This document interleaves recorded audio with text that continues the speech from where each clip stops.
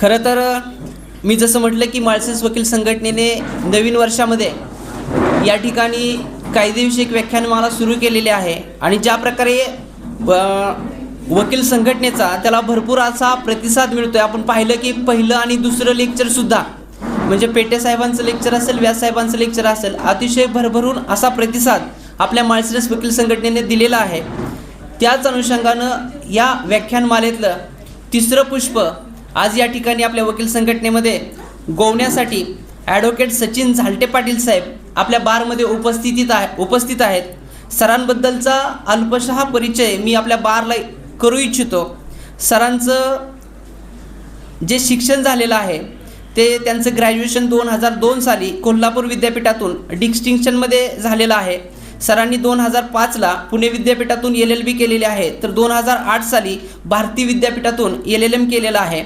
सरांनी जे matters handle केलेले आहेत त्यामध्ये भीमा कोरेगाव केस असेल, आप्पा लोंढे मर्डर केस असेल, दिगंबर काटे मर्डर केस बारामतीची असेल, CBI versus Shri Mauli infrastructure limited असेल, CBI versus Girish Kolhe and others, Bajaj ॲलियन्स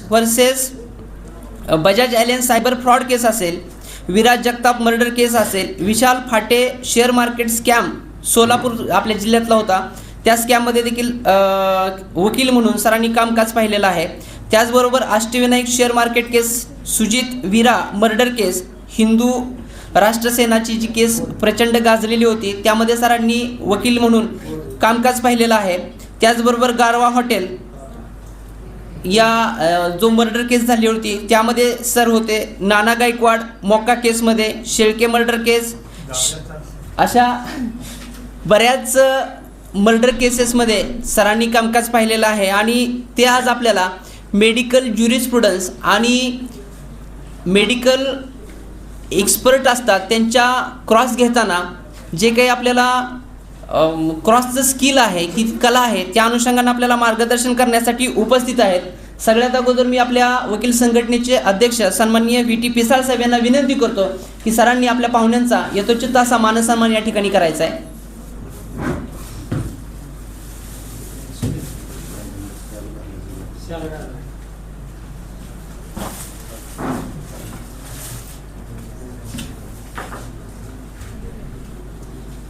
या ठिकाणी आपल्या वकील संघटनेच्या वतीनं अध्यक्ष सन्माननीय पिसाळ साहेब या ठिकाणी प्रमुख वक्त्यांचा सन्मान करीत आहेत.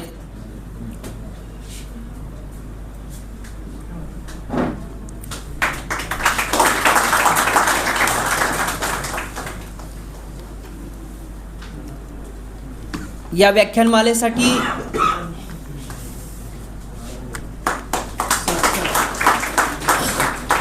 सरांना आपण वेळ मागितल्यानंतर सरांना आपण म्हटलं होतं की आपण सर जे मेडिकल एक्सपर्ट आहेत त्या अनुषंगानं त्यांची जी क्रॉस घेताना आपले ठराविक प्रश्न ठरलेले असतात त्या प्रश्नांच्या बाहेर जाऊन आपण त्याचा विचार करत नाही. विशेषतः ज्युनियर वकिलांमध्ये त्याच्यामध्ये एक जागरूकता निर्माण यावी किंवा त्या अनुषंगाने ज्युनियर वकिलांनी अभ्यास कसा करावा या अनुषंगाने सर आम्हाला मार्गदर्शन करावं. त्यावेळेस सरांनी आपल्याला सांगितलं की आम्ही तुम्हाला मार्गदर्शन करतोय, परंतु अर्ध्या किंवा पाऊण तासामध्ये हा विषय कव्हर होणारा नाही आहे, त्यासाठी कमीत कमी आपल्याला 1.5 तास तरी लागेल. तर त्याप्रमाणे सरांनी त्यांच्या वेळातील वेळ काढून या ठिकाणी आपल्याला 1.5 तास वेळ दिलेला आहे. तर अधिकचा अवधी न घेता मी सन्माननीय वक्त्यांना विनंती करतो की त्यांनी आपल्या मार्गदर्शनाला सुरुवात करावी. प्रथम सर्वांना नमस्कार करतो. माझी ही ग्रामीण भागाचीच पार्श्वभूमी आहे. बार्शीसारख्या त्या खेड्यामध्ये किंवा तालुक्यामध्ये सर्व शिक्षण झालेलं आहे, जिल्हा परिषद शाळेमध्ये शिकलेलं आहे. परंतु आता मी फर्ग्युसन कॉलेजच्या सारख्या नवलमल फिरोदिया लॉ कॉलेजमध्ये प्राध्यापक म्हणून पण काम करत आहे. पार्ट टाईम मी तिथं काम करते. सांगण्याचा उद्देश असा आहे की या ठिकाणी बऱ्याच वेळा माळशिरसमध्ये याच्या आधी पण बऱ्याच वेळा आलेलो होतो, परंतु इथले वकील मंडळी असतील, पाटील साहेब आहेत, देशमुख आमचे PC आहेत, बऱ्याच वेळा रिक्वेस्ट केली की थोडंसं मेडिकल ज्युरिस्प्रुडन्स संदर्भामध्ये थोडंसं व्याख्यान द्या. त्यामुळे आज योग आलेला आहे. डायरेक्ट विषयाला सुरुवात करतो. आता राहू देतं काय नको काय आहे की मेडिकल ज्युरिस्प्रुडन्स हा विषय मी बऱ्याच ठिकाणी लेक्चर दिले. हे माझं जवळजवळ 200 लेक्चर्स असेल. मुंबईपासून जळगावपर्यंत लेक्चर्स दिलेले आहेत. परंतु हा विषय तसा बघायला गेला तर खूप कॉम्प्लिकेटेड आहे, पण अतिशय सिम्पल लँग्वेजमध्ये सांगतो आहे. आणि पर्टिक्युलरली मी मुद्दामून मराठी भाषा वापरतो आहे, कारण आपण सगळेजणच त्या लँग्वेजशी अवगत नसतो, सायंटिफिक लँग्वेजशी. जिथं आवश्यक आहे तिथं आपण इंग्लिश बोलूया, जिथं आवश्यक आहे तिथं मराठीतून बोलूया. इंग्लिशमधून बोलून मला माझं इंग्लिश किती चांगलं हे दाखवायचं नाही आहे. खरं बघायला गेलं तर ज्युनियर मंडळी जे आहेत त्यांच्यासाठी मी इथं आलो होतो आणि त्यांना काही कन्सेप्ट मला सांगायच्या होत्या. हे लेक्चर्स आहे ते प्रॅक्टिकल ओरिएंटेड असणार आहे, पुस्तकातलं काहीही सांगणार नाही. 2004 पासून ते आता 2026पर्यंत 22-23 वर्षामध्ये जे काही मला अनुभव आले, ज्या महाराष्ट्रातल्या दिग्गज वकिलांसोबत काम केलं, अगदी सातारा सांगली धैर्यशील पाटील असतील, हर्षद निंबाळकर सर असतील, विरज काकडे सर असतील, बरीच मंडळी आमचे श्रीकांत शिवदे यांच्यासोबत काम केलं आणि काम करत असताना जे काही अनुभव आले ते आपल्याला विशद करत आहे. 2004 साली मी ज्यावेळेस सनद घेतली त्यावेळेस मी कोर्टामध्ये 6 महिन्याचा होतो. त्यावेळेस बारामतीमध्ये एक आबा उबाळे नावाचा खटला आला होता, वालचंदनगरमध्ये आला होता आणि तो अतिशय गाजलेला खटला होता. आणि त्या खटल्यामध्ये आरोपीचे वकील म्हणून धैर्यशील पाटील, डी व्ही पाटील, स्वर्गीय डी व्ही पाटील जे साताऱ्याचे वकील होते, जुन्या मंडळींना माहीत असते. त्यानंतर त्यांच्यासोबत हर्षदजी निंबाळकर आणि पब्लिक प्रॉसिक्युटर म्हणून उज्ज्वल निकम सर. आणि त्याच्यामधला एक आरोपी आमच्या बार्शीचा होता, माझा मित्र होता. तो म्हणला मला तुलाच वकील द्यायचा आहे. मी म्हणलं बाबा माझी 6 महिन्याची वकिली आहे आणि तुला काय फाशी लावायची माझी इच्छा नाही आहे, पण मला माझी परिस्थिती नाही आहे, त्यामुळे तूच तिथं थांब. मला म्हणजे माझं भाग्य आहे की वकिली व्यवसायामध्ये आल्यानंतर अशा प्रकारची मोठी केस हँडल करायला मिळते, बघायला मिळते. आणि जी त्यात तत्कालीन व्यवस्थेमधली जी दिग्गज मंडळी समजली जात होती, कारण प्रॉसिक्युशनला तर उज्ज्वल निकम होते आणि धैर्यशील दादा तर एक्सपर्ट. आणि त्या केसमध्ये केस अशी होती की एक मयत आहे, त्याला 5-6 जणांनी सपासप वार केले. वार केल्यानंतर त्याला त्याच्या नातेवाईकांनी ॲम्ब्युलन्समध्ये घेऊन जात असताना त्यांनी डायिंग डिक्लेरेशन दिली, हे ह्या आरोपींनी मला मारलं आहे. आणि ती डायिंग डिक्लेरेशन रेकॉर्ड केली गेली. त्यानंतर खटल्यामध्ये सुनावणी सुरू झाली. उज्ज्वल निकमांनी 2 दिवस आर्ग्युमेंट केलं only on the point of dying declaration. आणि आपल्याला सगळ्यांना माहिती आहे dying declaration is substantial piece of evidence. On that basis if court feels that dying declaration is trustworthy then court can convict the accused persons without any corroboration. हा law आहे. मला वाटलं आता केस संपली आपली, शिक्षा 100% लागणार. परंतु धैर्यशील दादांनी त्यावेळेस 4 दिवस फक्त डायिंग डिक्लेरेशनसाठी आर्ग्युमेंट केली. अतिशय सुंदर असं आर्ग्युमेंट ऐकायला मिळालं. आणि त्याच वेळेस कळलं की याच्यामध्ये केसमध्ये असं पण असतं. त्याच्यामधले दादांचे आरोपी, निंबाळकर सरांचे आरोपी सुटले. ती केसमध्ये दोघांना शिक्षा झाली, बाकीचे सगळे आरोपी सुटले. परंतु त्या केसचा माझ्या मनावरती एवढा परिणाम झाला की म्हटलं जर आपल्याला वकिली करायची असेल, त्यात क्रिमिनल साईडला प्रॅक्टिस करायची असेल तर आपल्याला मेडिकल ज्युरिस्प्रुडन्स या विषयावरती हातखंडा मिळवल्याशिवाय आपण एक चांगला क्रिमिनल लॉयर म्हणून आपण नावारूपाला येऊ शकत. केस बघा काय आहे. आता हॉस्पिटलमध्ये ॲडमिट केलं, चीफ एक्झामिनेशन झाली, डॉक्टरांनी सांगितलं, माझ्यासमोर डायिंग डिक्लेरेशन केली, त्याचे फिट मेंटल कंडिशन फिट होती, सगळं होतं आणि डायिंग डिक्लेरेशन्समध्ये रेकॉर्ड झाली. हा दादांनी तो जो डॉक्टर आला होता त्याला अतिशय सुंदर अशी क्रॉस केली. आता बघा आपल्याला सगळ्यांना माहिती असते काय नॉर्मल माणसाचा बी पी असतो तो 120/90, ज्याला वरचा बी पी आणि खालचा बी पी म्हणतो, त्याला सिस्टॉलिक आणि डायस्टॉलिक असं म्हणतो. तो बी पी मोजण्यासाठी स्पॅरोमॅग्नेटर नावाचं एक ॲपेटस असतं ज्याच्यावरती वरचा आणि खालचा बी पी दिसतो. मग दादांनी असे प्रश्न केले की बाबा नॉर्मल माणसाच्या शरीरामध्ये किती लिटर ब्लड असतं? ते 4 ते 5 लिटर ब्लड असतं.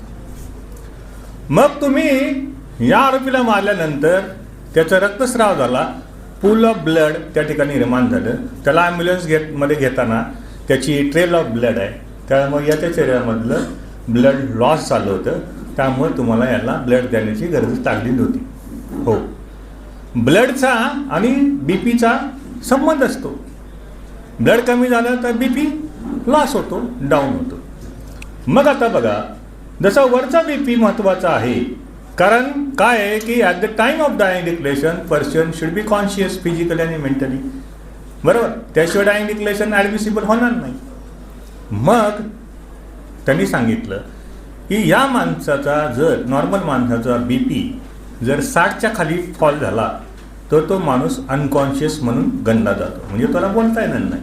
ठीक आहे. मग त्याच्यामध्ये अशी क्रॉस झाली. एक मिनिट ऐक ना, मला झाल्यानंतर दे ना टॉर्च टेस्ट. थांबा तुम्ही जरा,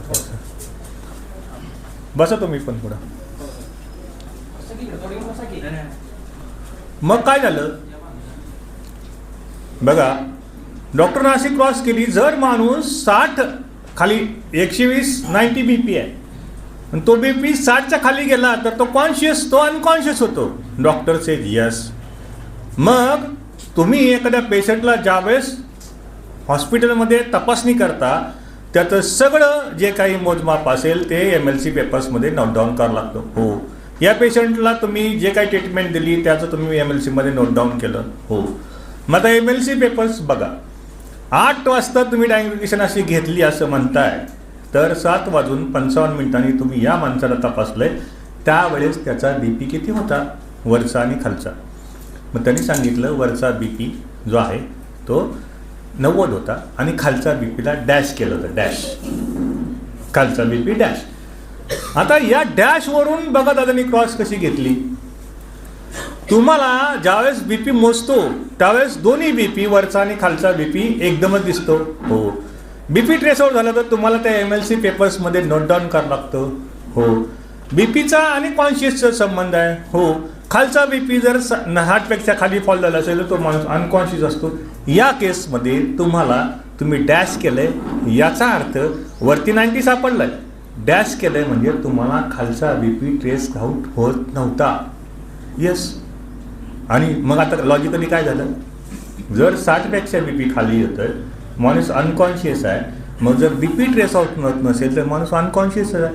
आणि तो नेमका 7:55चा टायमिंग होता आणि 8 वाजता त्यांनी डायिंग डिक्लेरेशन घेतली होती. याचा अर्थ at the time of giving the dying declaration person is unconscious अशा रीतीने क्रॉस झाली होती आणि ती डायिंग डिक्लेरेशन त्या बेसवरती डिस्कार्ड करण्यात आली. आता हे बघा, हे कुठं पुस्तकात मिळणार आहे का तुम्हाला? नाही. त्यामुळं नेहमी आता काय करायचं की ज्या ज्या ठिकाणी आपल्याला चांगल्या क्रॉस मिळत असतील त्या ठिकाणी ऐकायच्या. आणि मेडिकल ज्युरिस्प्रुडन्समध्ये मोदी आणि पारेख नावाचे एक पुस्तक आहे. मोदीचं पुस्तक खूप कॉम्प्लिकेटेड आहे, तुम्ही पारेखचं पुस्तक वाचा आणि तत्पूर्वी 7वी 8वी 9वी 10वीची पुस्तकं परत एकदा वाचा. त्यांनी काही होत नाही. आपल्याला नॉलेज असतं पण विसरून गेलेलं असतं आपण. आपल्याला आपल्या अवयवाचे पार्ट, फ्रंटल पार्ट कशाला म्हणायचं, परायटल पार्ट कशाला म्हणायचं, ऑक्सिपिटल पार्ट कशाला म्हणायचं, परत एकदा सगळ्या त्या गोष्टीची उजळणी करा. आणि आपल्याला काही PhD करायची नाही, बेसिक गोष्टी आहेत. तेवढ्या बेसिक ठोक थोडा माहीत झाला तर तुम्ही क्रॉस एक्झामिनेशनसाठी माहीर होता. चला आपण आता त्या काय गोष्टी आहेत बेसिक गोष्टी बघा. टाईम सिन्स डेट नावाचा एक प्रकार असतो. तुम्ही जर कॉलम बघितले PM नोट्समध्ये 22पर्यंतचे कॉलम, त्यातला कॉज ऑफ डेथ असतो, 17 नंबरचा कॉलम असतो, इंजुरीबद्दल लिहिलेला असतो, त्याच्याकडे मी येणार आहे. तत्पूर्वी आपण एक बेसिक कन्सेप्ट ज्या आहेत क्रिमिनल ज्युरिस्प्रुडन्समधल्या, मेडिकल ज्युरिस्प्रुडन्स, त्या आपण बघूया. 3 कन्सेप्ट आहेत. एक अल्गर मोर्टिस, लेवेर मोर्टिस आणि तिसरी जी कन्सेप्ट आहे तुम्हाला त्याच्याबद्दल मी आता थोडंसं सांगतो. तुम्ही प्रत्येक वेळेस बघितलेलं आहे टाईम सिन्स डेथ नावाची एक प्रक्रिया असते. म्हणजे काय, माणूस आज PM करतोय मी 8 वाजता, हा माणूस PM करत असताना किती तास त्याला त्या मरण आलेलं आहे, याला म्हणजे टाईम सिन्स डेथ. म्हणजे हा माणूस PM करायच्या पूर्वी 4 तास आधी वारलाय, 5 तास आधी वारलाय, या संदर्भामध्ये ते टाईम सिन्स डेथ कॅल्क्युलेट करत असतो. आता 3 कन्सेप्ट सांगितल्या. एक पहिली कोणती सांगितली, अल्गर मॉर्टिस, लेवेर मॉर्टिस. आता लक्षात घ्या, मॉर्टिस ही संकल्पना जी आहे ती मॉर्टिस म्हणजे माणूस मेल्यानंतरचा जो काही प्रकार असतो त्याला मॉर्टिस म्हणलं जातं.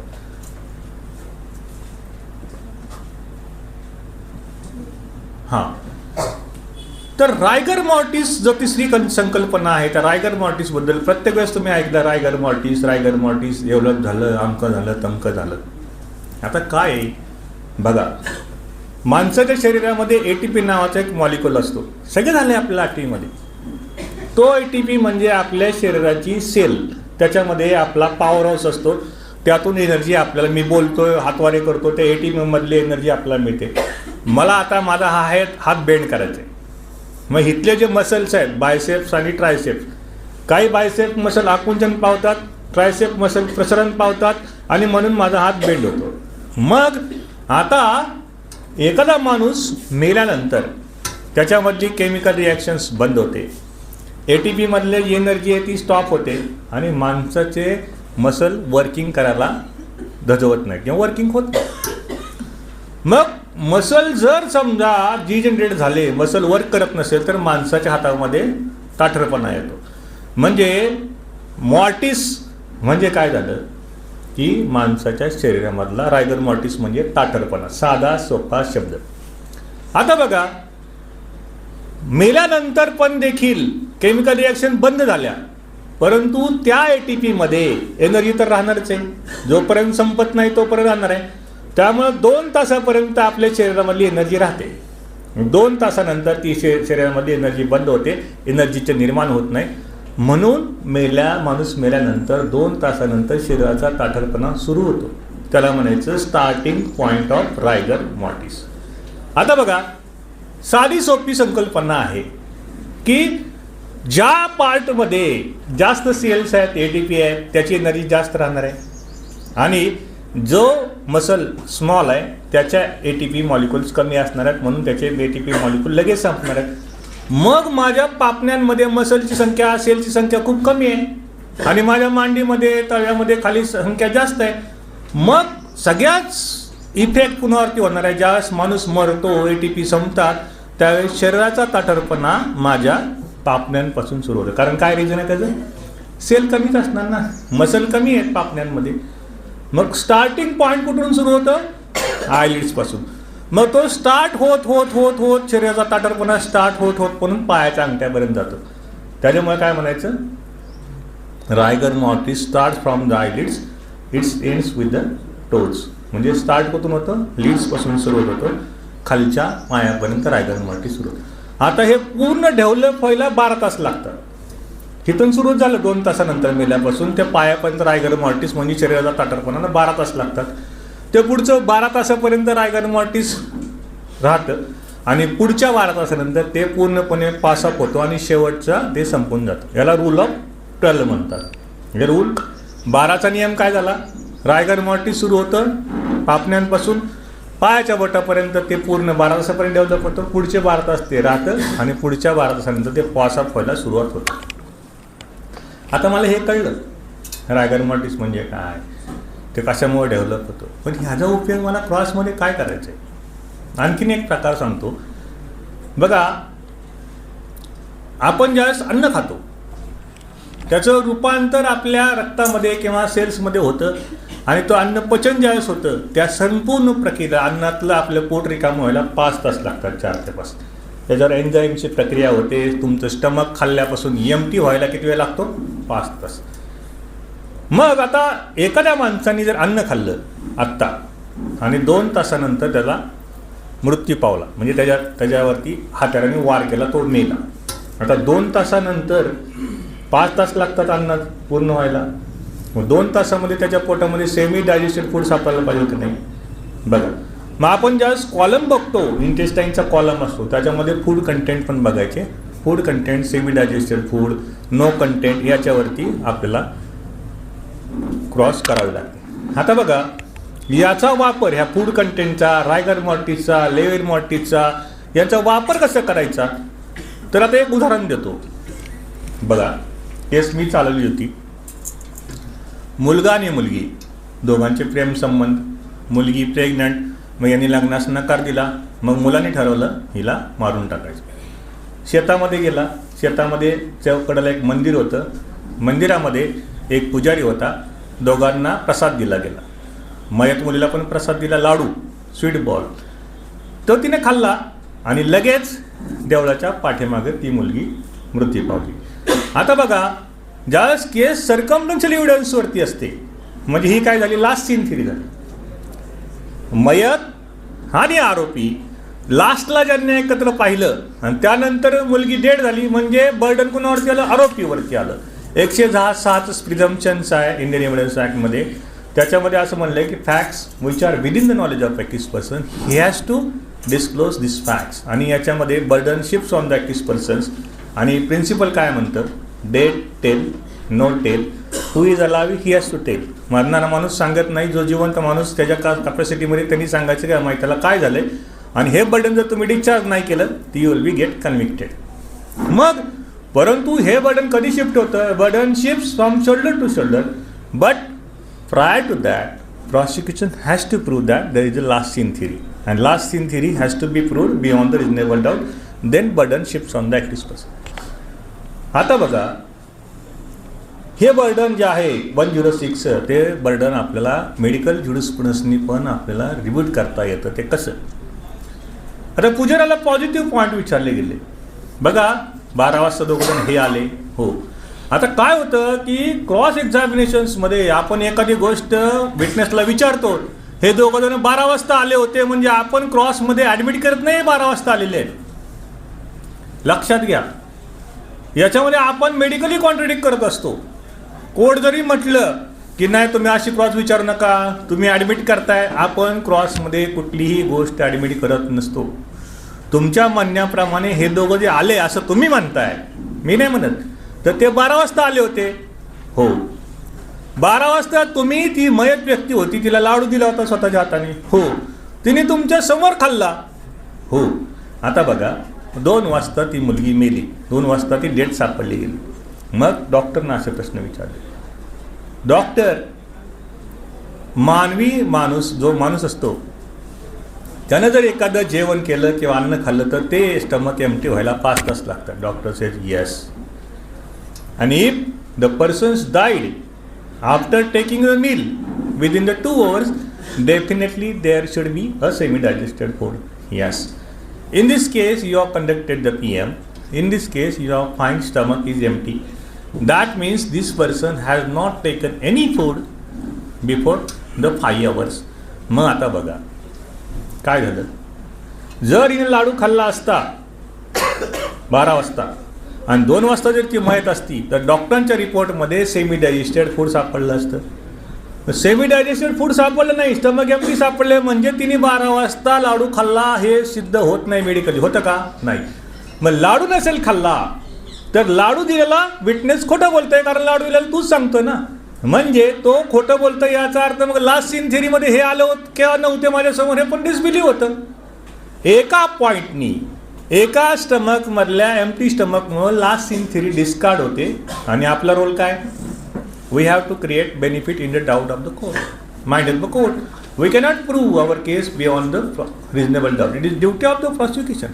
मग या एका पॉईंटनी प्रॉसिक्युशनची लास्ट सीन थिअरी आहे, त्याच्याबद्दल डाऊट निर्माण होतो. आणि आपण काय म्हणायचं, man made lie but medical evidence never lie. If really this persons had seen this the couples come to the temple and really he has given sweet ball to this lady who is deceased, then definitely there would be certain traces of the semi-digested food.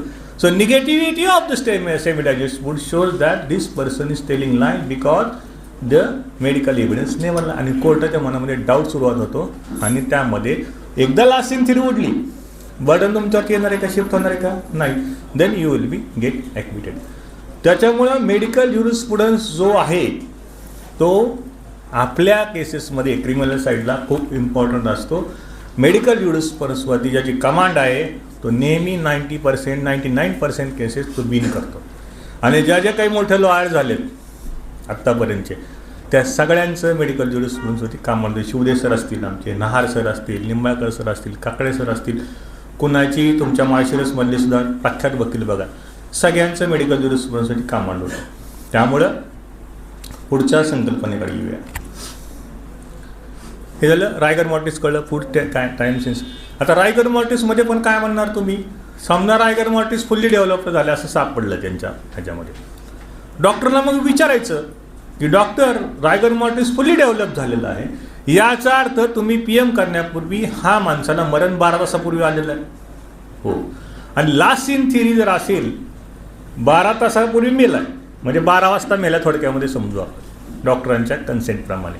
आणि last seen theory जर 1 वाजताची असेल तर last seen theory डिसबिलीव्ह होईल ना. म्हणजे fix करा last seen theory 1 वाजताची आहे, बरोबर. आणि डॉक्टरांना क्रॉस करत करत मयत कधी मेलाय, लास्ट सीन थिअरीच्या आधी मेलाय असं रायगर मॉर्टिसवरून दिसतंय, तर मग लास्ट सीन थिअरी डिसबिलीव्ह होते. त्याच्यामुळं क्रॉस करत असताना पहिलं टार्गेट असं ठेवायचं आहे की आपल्याला पहिलं काय क्रॉस करायचं. आणि क्रॉस एक्झामिनेशन्समध्ये 10 रूल्स आहेत. सगळ्यात पहिल्यांदा सॉक्रेटिसनी क्रॉस घेतली होती. सॉक्रेटिस ज्यावेळेस त्याच्यावरती डेथ पेनल्टी लावली होती आणि त्याला असं म्हटलं तो देवाला मानत नव्हता म्हणून या सगळ्या पुजारी त्याच्यावरती खटला रचला आणि सॉक्रेटिस म्हणला मला क्रॉस एक्झामिनेशन घ्यायची.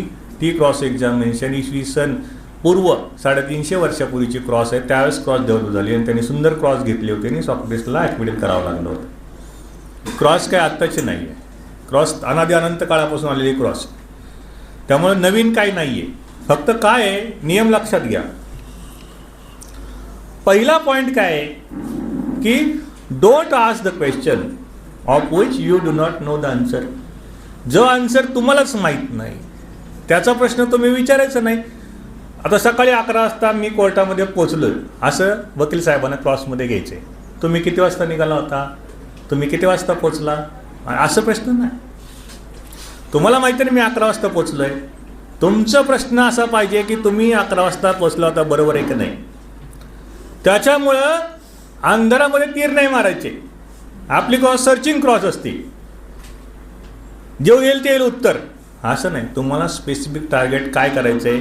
रायगर मॉर्टिस तुम्हाला कधी आणायचा आहे, त्याचा मृत्यू 1 वाजता झाला आहे असं आणायचं आहे, कारण 2 वाजताची लास्ट सीन थिअरी आहे किंवा 12 वाजताची लास्ट सीन थिअरी आहे.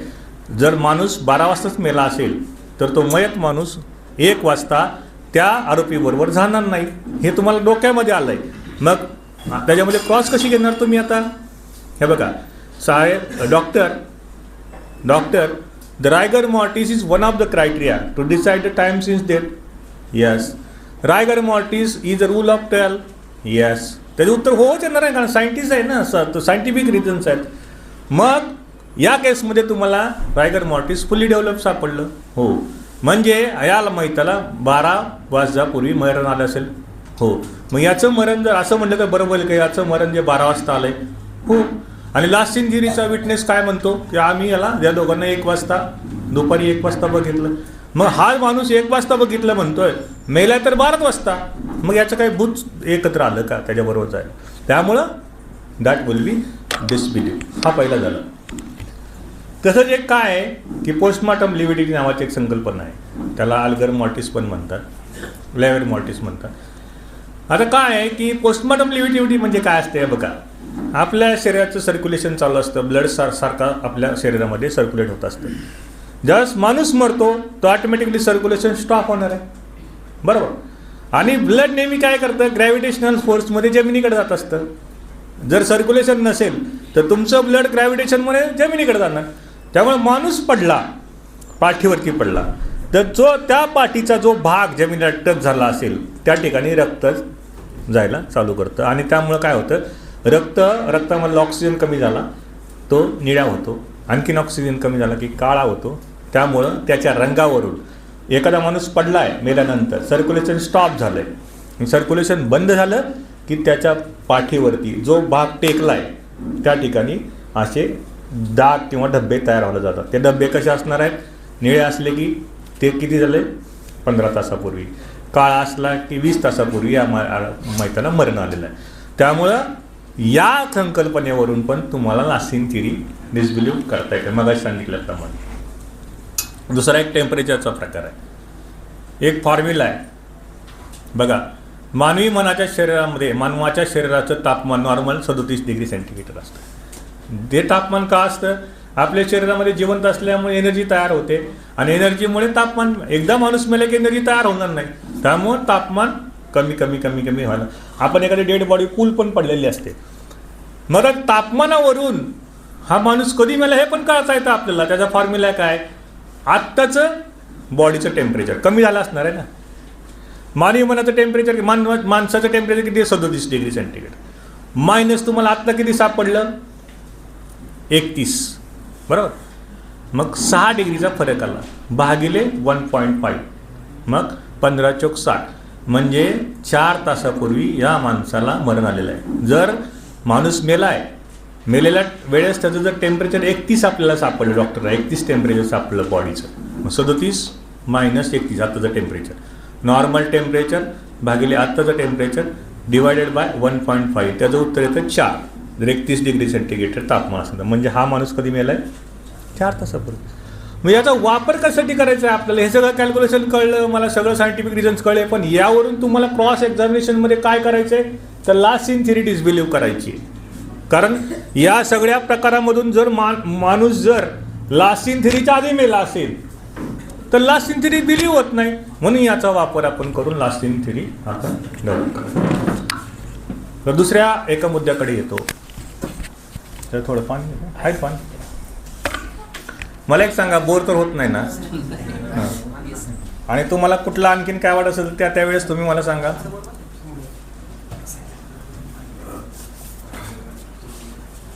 आता क्रॉस एक्झामिनेशनकडे येऊया. आणखीन थोडेसे गमतीशीर किस्से पण सांगणार आहे.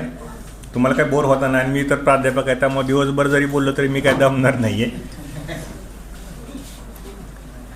आर्ट ऑफ क्रॉसबद्दल चाललं होतं आपलं. पहिला मुद्दा काय, जी गोष्ट तुम्हाला माहीत नाही उत्तर, ते प्रश्न तुम्ही कधीही विचारायचा नाही. पहिला रूल ठेवायचा. दुसरा रूल असा आहे, don't quarrel with the witness. Witness बरोबर वाद घालायचा नाही. तुम्ही विजयराव मोहित्यांसारख्या एखाद्या माणसाची क्रॉस कधी बघितली तर तो माणूस त्याच्या चेहऱ्यावरती लवलेशही नसायचा, आणि आपण काय करतो, अक्षराबरोबर भांडण करतो, बरोबर. त्यामुळं आपलं टेम्परामेंट कमी होतं आणि विनाकारण कोर्टाला आपल्याबद्दल वेगळं मत तयार होतं. त्यामुळे एकदम शांत सायलेंट किल्ल्यासारखी क्रॉस घ्यायची. आणि सगळ्यात महत्त्वाचं आणखीन आपलं काय चुकतं की एखादा विटनेस उत्तर देतो आहे आणि तुमच्या अगेन्स्ट उत्तर आलं, तुम्ही लगेच तुमचं तोंड पडलेलं असतं, बरोबर. आणि त्या तोंड पडल्यामुळं त्याला आणखीन बळकटी येते. तुमचा चेहरा निर्विकार पाहिजे, हो म्हण नाही म्हण, मला काही फरक पडणार नाही. आणि उत्तर जर आलं आपल्या अपेक्षित तर आपण असं, एवढं मी बघितलं, एवढे ज्युनियर लोक असे थंबतात पाठीमागं बसलेले आपल्या कलिगला, कशासाठी, तो पलट अलर्ट होतो आणि तो म्हणतो याला आता ह्याला बघ दाखवतो मी आता, तो नाहीच म्हणतो प्रत्येक गोष्टीला. तुमची क्रॉस एक्झामिनेशन पद्धत आपल्या गॅलरी शो करायची नाही आहे. नेहमी आपल्यामधला वकील जो असतो ना, तो आपला असं वाटतंय की मागच्या पब्लिकला मला खुश करायचं आहे. मागच्या पब्लिकला खुश नाही करायचं, समोर बसलेल्या न्यायाधीशाला खुश करायचं आहे, तो तुम्हाला जजमेंट देणार आहे. आणि मागं काय चाललंय बघायचंच नाही, आपल्याला काय एकदम निर्विकार. आणि हे रूल मी अनुभवलेले आहेत, अनुभवाच्या गोष्टीतून बोलतोय. आपण जर खुश झालो, शेजाऱ्याला असं केलं अलर्ट होतो आणि तो काय करतो, तुम्हाला नाही नाही नाही नाही उत्तर द्यायला चालू. त्यामुळे आपल्या चेहऱ्यावरचा भाव कधीच दाखवायचा नाही, साक्षीदाराला कुणालाच दाखवायचं नाही. आपण एकदम दीर्घ, हो का बरं, हो का बरं, घ्यायचं मग असं, हो, अशीच क्रॉस घ्यायची. त्याला वाटलं बघा आला काय वेडा माणूस आहे काय, ह्याला ह्याच्या विरोधात गेलं तरी हो का म्हणतो, अरे आपलं काहीतरी चुकलंय, मग तो परत अजून हो किंवा नाही म्हणायला उत्तर वेगळे द्यायला चालू करतो. लक्षात घ्या. तिसरा रूल असा आहे की जेवढं तुम्हाला लिडिंग क्वेश्चन सगळ्यांना माहिती आहे, the question we suggest the answer. म्हणजे कसं आहे की हे बरोबर आहे ना बाळा, तू इयत्ता 4थीमध्ये सुलाक हायस्कूलच्या शाळेमध्ये शिकतो. आता ह्या प्रश्नातच सुलाक हायस्कूलच्या शाळेत शिकतो मी, त्याला सांगितलेलं आहे, म्हणजे सजेस्ट केलेलं आहे. हे लिडिंग क्वेश्चन्स. आता मला सांगा, एखादी घटना आहे, त्या विटनेसनी 4 वाजता कोर्टासमोर येऊन बघितली असं तुम्हाला क्रॉस घ्यायची. तो म्हणतो मी 4 वाजता आलो आणि कोर्टाच्या गेटसमोर 4 वाजता आलो, ए आणि बी भांडत होते, एने बीला चाकू मारला, अशी केस आहे. आता तुम्हाला तो 4 वाजता आला हे खोडून काढायचं आहे. तुम्ही जर त्याला म्हणलं तू किती वाजता निघाला, 3 वाजता, मग किती वेळ लागतं यायला, इथं किती अंतर आहे, तो म्हणून नाही साहेब 1 तासाभराचं अंतर आहे, तो अकलूज ते इथे यायला, हो, मग किती वाजता निघाला होता, 3 वाजता. आता तू जर 3 वाजता निघाला, 1 तासाचं अंतर तोच म्हणतो लागतो, 4 वाजता येणारच आहे ना. ही काय क्रॉस झाली का? हे बघ, तू जे राहतो तिथून कोर्टातलं अंतर 1 तासाचं आहे. हो, ते अंतर 25 मिनिटाचं आहे, 25 किलोमीटर आहे. हो, तू रोज 2 व्हीलरवरती येतो. हो, ही झाली क्रॉस. अंदाज पंचे नाही चालवायचे.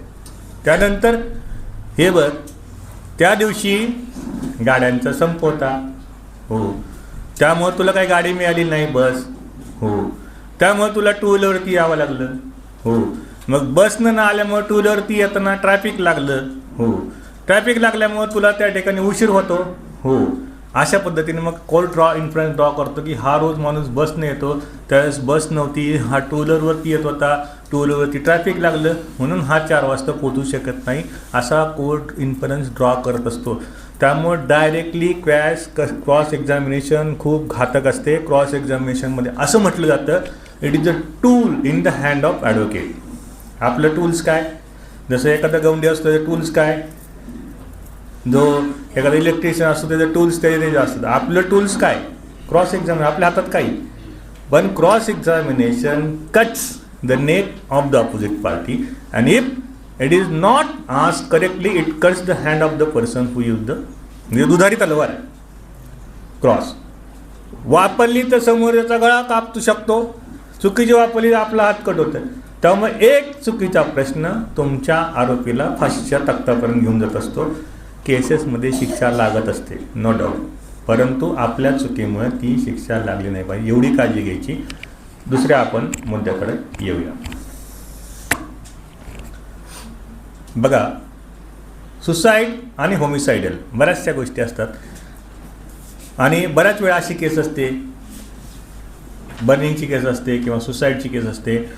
सुसाईड केलेलं असते एखाद्या महिलेनी आणि त्याला रंगवलेलं असतं की सासरा आला, सासऱ्याने धरलं, दिरांनी माझ्या अंगावरती रॉकेट टाकलं, सासूने काडी पेटवली आणि म्हणून मी हॉस्पिटलमध्ये बर्न अवस्थेमध्ये पडले आणि म्हणून 302चा चार्ज लावला जातो, जी केस सुसाईडची असते. किंवा ॲक्सिडेंटची केस असते, तोचा भडका झालेला असतो, त्यामध्ये पुढचा भाग जळलेला असतो आणि तरी पण तिच्या घरचे येतात, आई वडील, आणि म्हणतात घे सासऱ्याचं नाव, घे सासूचं नाव, आणि म्हणून ती केस 302मध्ये कन्वर्ट केली जाते.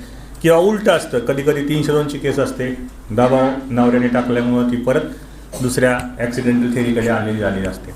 अशा केसेसमध्ये, बर्निंगच्या केसेसमध्ये ती केस सुसाईडल आहे, होमिसायडल आहे का ॲक्सिडेंटल आहे, हे कसं ओळखायचं मी तुम्हाला सांगतो. आता इमॅजिन करा, मी स्वयंपाक करायला स्टोवच्या समोर बसलेला आहे, त्यात भडका उडाला. भडका उडाल्यानंतर फ्रंट साईडला इंजुरी होते, बॅक साईडला इंजुरी होत नाही. आणि स्टोवचा भडका उडालेला फक्त तो आगीच्या ज्वाळा असतात, रॉकेल अंगावर पडलेलं नसतं. रॉकेल टाकून जळलेल्या इंजुरी वेगळ्या असतात, कारण रॉकेलनी डीप इंजुरी होतात, रॉकेलनी खूप डीप इंजुरी होतात. फक्त जा लागल्यानंतर फक्त सुपरफिशियल इंजुरी होतात. हां, आता स्टोवचा भडका आल्यानंतर बर्नर पण बस्ट पाहिजे, बरोबर. आणि सगळ्यात महत्त्वाची गोष्ट बघा, आपण स्वयंपाक कुठं करतो? बेडरूममध्ये करतो का? मग घटना कुठं घडायला पाहिजे? किचनमध्ये घडलेली असायला पाहिजे. आणि किचनमध्ये घटना घडत असताना, समजा रात्री 2 वाजता घटना घडली, अशी टायमिंग आहे, 2 वाजता रात्री स्वयंपाक कोण करतं का? मग खोटं कोण बोलतंय? माणूस खोटं बोलतोय, परिस्थिती खोटी बोलते का? नाही. Man may lie but circumstances never lie. आता बघा, ऑड आवर्सला जर एखादी घटना घडली, रात्री 1 वाजता, रात्री 2 वाजता, रात्री 3 वाजता, तर ती कुठे जाते? होमिसायडल डेथकडे जाते. सकाळी जर 7-7:30ला घटना घडली, तर मी स्वयंपाक करत असताना किंवा नाश्ता करत असताना घटना घडली, ॲक्सिडेंट झाला, दॅट इज प्रॉबेबल थिंग. आणि मग त्या ठिकाणी काय पाहिजे? स्टोव पाहिजे, त्या ठिकाणी भांडीकुंडी पाहिजे, त्या ठिकाणी तो स्टोवचा बर्नरचा भडका झालेला बर्नर सीएला पाठवलं गेलं पाहिजे. त्यानंतर तुमच्या इंजुरी कशा पाहिजे? सुपरफिशियल इंजुरी पाहिजे, बॅक साईडला इंजुरी नको आहे. आणि घटना सकाळी 8 वाजता किंवा संध्याकाळी स्वयंपाकाच्या टायमाला 8 वाजता घडलेली पाहिजे. मग अशी जर परिस्थिती असेल, लक्षात घ्या, if this type of situation is there, then definitely you can take the defense of accidental death. आणि घटना बेडरूममध्ये घडलेली आहे, रात्री 3 वाजता घटना घडलेली आहे आणि सगळ्या त्याच्या सुपरफिशियल बर्न नसून डीप इंजुरी आहे, बॅक साईडला इंजुरी आहे. अशा सर्कमस्टन्सेसमध्ये घरामध्ये गॅस आहे आणि तुम्हाला कुणातरी क्रॉस ऐकलेली आहे तुम्ही, आणि याच्यामध्ये झालटे सरांची क्रॉस ऐकली, त्यांनी अशी क्रॉस घेतली होती, मी माझ्या केसमध्ये क्रॉस घेतो. ती क्रॉस तुम्हाला उपयोगी पडत नाही. त्यामुळं क्रॉस ऐकत असताना त्याच्या पाठीमागचं लॉजिक पण तुम्ही डेव्हलप केलं पाहिजे. आता तुम्ही एक ज्युनियर होत आहे, त्यांनी म्हटले की मी असा डिफेन्स घेणार आहे ॲक्सिडेंटल थिरीचा. म्हणजे हा डिफेन्स घेऊ नको, चुकीचा डिफेन्स आहे. कारण बेडरूममध्ये कोणी स्वयंपाक करत नाही, मयत बेडरूममध्ये सापडला आहे, घटनास्थळाचा पंचनामा बेडरूममध्ये आहे आणि त्या ठिकाणी म्हणलं PM नोट्समध्ये बघितलं पाठीमागे साईडला पण इंजुरी आहे, त्यामुळे तुझा हा डिफेन्स चुकणार आहे. त्यांनी काय ऐकलं नाही, कोर्टाने प्रॉबेबल डिफेन्स नाही म्हणून शिक्षा दिली. आता बघा काय असतं, तुम्ही काय करता, जज साहेब म्हणतात वकील साहेब त्यात काय नाही, पंचनामा ॲडमिट करून टाका, आणि आपण काय करतो पंचनामा ॲडमिट. आणि इकडे केस काय असते, बेडरूममध्ये तिचा मृत्यू पावलेला आहे आणि तुमचा डिफेन्स काय असतो ॲक्सिडेंटल. पॉसिबल आहे का? त्यामुळं कुठलंही डॉक्युमेंट ॲडमिट करायचं नाही, कितीही कोर्टाने इन्सिस्ट करू द्या तुम्हाला. इन्क्वेस्ट पंचनामासुद्धा ॲडमिट करायचा नाही, कपडे ॲडमिट करायचे नाही, स्पॉट तर कधीच ॲडमिट करायचं नाही. स्पॉटचं महत्त्व बघा. मी एक धाराशिवला एक केस चालवली होती.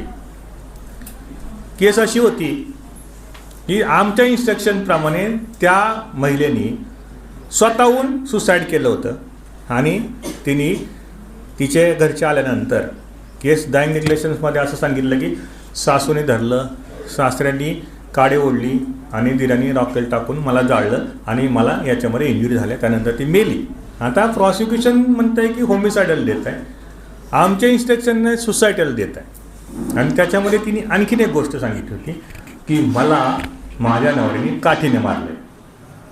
मग आता आम्हाला इन्स्ट्रक्शन सुसाईडचे आहे आणि त्यांची केस होमिसायडलची आहे.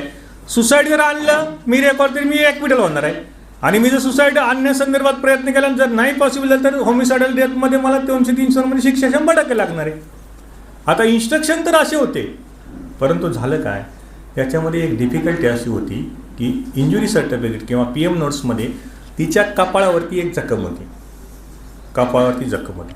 आता सुसाईड केसमध्ये कपाळावरती जखम नसणार आहे, स्वतः सुसाईड करते ना, त्यामुळे जखमेचा काही संबंध येत नाही. परंतु जखम जर असेल तर नवरीने मारल्याची केस होती आणि ती कुठे जाते, होमिसायडल डेथकडे जाते. त्यामुळे मला ह्या सगळ्या गोष्टीमध्ये डाऊट आला, म्हणून मी म्हटलं चला स्पॉट बघून येऊ. लक्षात घ्या, स्पॉट पंचनामा हा खूप महत्त्वाचा असतो आणि आपण नेहमी स्पॉटला गेलंच पाहिजे. आपण फी घेतो, भलेलट्ट फी घेतो, क्लायंटच्या इन्स्ट्रक्शन घेत नाही, आपण त्याला म्हणतो तुला काय अक्कल आहे का, जा माझं मी चालवतो मला चार्जशीट दे, आणि आपण स्पॉटला जात नाही. ही गोष्ट खूप आपल्यासाठी घातक आहे. आपल्याला कायदा माहीत आहे, फॅक्ट्स काय माहिती आहेत का, फॅक्ट्स कुणाकडे असणार आहेत, क्लायंटकडे. त्यामुळे क्लायंटला जेवढं सिटिंग देता येईल तेवढं सिटिंग द्यायच्या, त्याच्या प्रॉपर इन्स्ट्रक्शन घ्यायच्या, स्पॉटला जायचं. कारण स्पॉट स्पीक्स व्हॉल्युमस. पोलिसांनी बऱ्याचशा गोष्टी लपवलेल्या असतात. मग मी स्पॉटला गेलो. आता बघा, थोडंसं ग्रामीण भागातला स्पॉट होता. ग्रामीण भागातलं कसं असतं,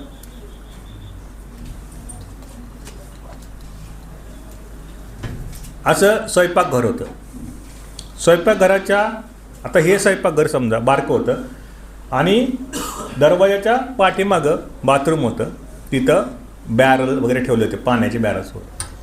मग इमॅजिन मी केलं, मी जर इथं स्वयंपाक करतो आहे किंवा सुसाईड केली मी त्या रूममध्ये, तर सुसाईड केल्यानंतर नॅचरली माणूस कुठं जातो, पाण्याकडे जातो. कितीही माणूस असू द्या पाण्याकडे पळतो. पाणी कुठं ठेवलेलं आहे, घराच्या किचनच्या पलीकडं. मग तिथं एक लक्षात आलं मला, काय झालं की ती जी चौकट होती दरवाजाची, जिथून किचनमधून बाथरूमकडे जातो, ती चौकट खाली होती, म्हणजे तिच्या हाईटच्या. नॉर्मली घरात तर आपल्याला वाकून जावं लागतं ना, बाथरूममध्ये टॉयलेटमध्ये ग्रामीण भागातल्या. मग माझ्या डोक्यामध्ये आलं की ही बाई जर पळत असेल भरलेल्या अवस्थेमध्ये जखमी अवस्थेमध्ये जिथं ज्वाळा निर्माण होत आहेत, पळत असताना तिला त्या गोष्टीचा अंदाज येणार नाही, कसं पळतोय काय पळतोय, त्यामुळं ती त्या चौकटीला धडकली असण्याची शक्यता जास्त आहे आणि म्हणून तिला कपाळाला जखम झाल्याची शक्यता आहे आणि मग ती उठून त्या बाथरूमकडे पळत गेली, परंतु पाणी टाकायमध्ये ती मेली. आता मला माझ्या डोक्यामध्ये ही कल्पना आली. मग मी परत PM बघितलं. PMमध्ये इंजुरी जी आहे ना ती पॅरल इंजुरी होती, कपाळावरची CLW पॅरल इंजेक्शन. आता मला सांगा, काठी जर मारली एखाद्या डोक्यामध्ये, पॅरल मारू शकणार आहे का असं कोण?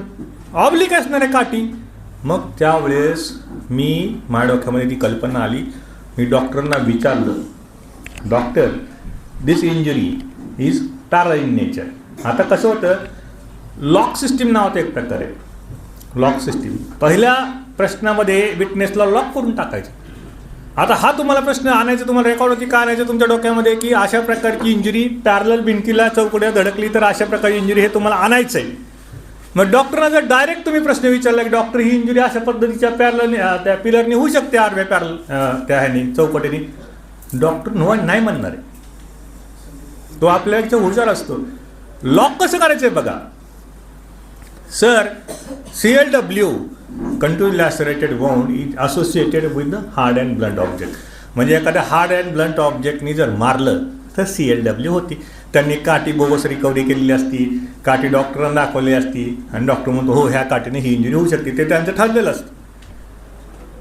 मग त्याला काय वाटतं की नाही CLW तर हार्ड अँड ब्लंट ऑब्जेक्टच होती, हो म्हणून बसला. मग आता एखाद्या हार्ड अँड ब्लंट ऑब्जेक्टने मारलं काय किंवा बॉडी हार्ड अँड ब्लंट ऑब्जेक्टवरती धडकली काय, त्यामुळे इंजुरी होऊ शकते, हो. मग जर समजा काठी मारली तर इंजुरी, माणूस उभा आहे, त्यांची केस उभा असतानाच मारलेली, आडवी पडल्या खाली पडल्यानंतर मारल्याची केस नाही. माणूस उभा आहे आणि त्यांनी जर काठी मारली डोक्यामध्ये तर इंजुरी ऑब्लिक इन नेचर असायला पाहिजे, हो म्हणून बसला, बरोबर. मग जर समजा सर एखादा पॅरल ऑब्जेक्ट आहे आणि त्याला एखादा माणूस पळत पळत येऊन धडकला तर इंजुरी पॅरल इन नेचर असली पाहिजे, हो. मग डॉक्टर या सिच्युएशनमध्ये जर वॉल ती चौकटी जर चौकट आडवी असेल, तिची हाईट कमी असेल तर जळणारी बाई त्या चौकटीत येऊन जर धडकली तर अशा पद्धतीची इंजुरी होऊ शकते. त्याला पर्याय राहत नाही, कारण आधी सगळं बोलून बसलाय. ऑब्लिकने होते, काटे मारल्यानंतर ह्याला धडकल्यानंतर पॅरल होते. आता मी नाही कसं म्हणू, पहिला त्याला लॉक केलेलं आहे आपण, त्यानंतर त्याला म्हणायचं असून सुद्धा तो म्हणतो की अशा पद्धतीने अशा प्रकारची इंजुरी होते. मग त्याच्यामध्ये प्रॉबॅबिलिटी आली की ही इंजुरी पॅरल वॉलला धडकल्यानंतर इंजुरी अशी होऊ शकते. मग स्पॉट पंचनाम्यामध्ये पंचनामा करणाऱ्या पंचाला विचारलं गेलं, ही जी हाईट होती ती मैताची हाईट किती, अमुक अमुक, ती चौकट होती, फोटो दाखवला काढून, ही जी हाईट आहे त्याच्यामध्ये माणसाला खालून वाकून पलीकडे जावं लागतं. डायरेक्ट जर म्हटलं तुम्ही की मैताच्या हाईटपेक्षा ही हाईट कमी होती, तो नाही म्हणू शकतो. फोटो दाखवला, इथून तू गेला होता ना, हो, सगळ्याच घरं बघितले, हो, किती चौकटी होता, किती दारा होता, त्याला कन्फ्युजन करून टाकायचं, परत फोटो दाखवायचा. ही जी चौकट आहे त्याच्यामधून खालनं वाकून पलीकडे जावं लागतं, हो. म्हणजे ह्याचा अर्थ काय, मैताच्या हाईटपेक्षा इंजुरी. मग पळत जाताना ती त्या चौकटीवर धडकली आणि खाली पडली, दॅट इज प्रॉबेबल डिफेन्स. आणि म्हणून ती इंजुरी आपण एक्सप्लेन केली जाते आणि मग आपला सुसाईडचा डिफेन्स प्रॉबेबल होतो आणि कोर्ट ॲक्विटल करते. याच्यामध्ये ॲक्विटल झालं. मी जर स्पॉटला गेलो नसतो, मी जर ती गोष्ट पडताळली नसती तर त्या केसचा रिझल्ट वेगळा आला असता. म्हणून मला सांगण्याचा एकच उद्देश आहे, तुम्ही इकडे ज्युनियर मंडळी आहात, आपल्याला एक नावाजाला वकील व्हायचं आहे, तर जेवढे तुम्ही पेन घ्याल तेवढं तुम्हाला त्याचा फायदा होणार आहे. त्यामुळे स्पॉट पंचनाम्याकडे नजरअंदाज करू नका. स्पॉट पंचनाम्याला व्हिजिट करा. स्पॉट पंचनाम्यावरून तुम्हाला बऱ्याचशा गोष्टी शिकायला मिळत असतात. आता बघा,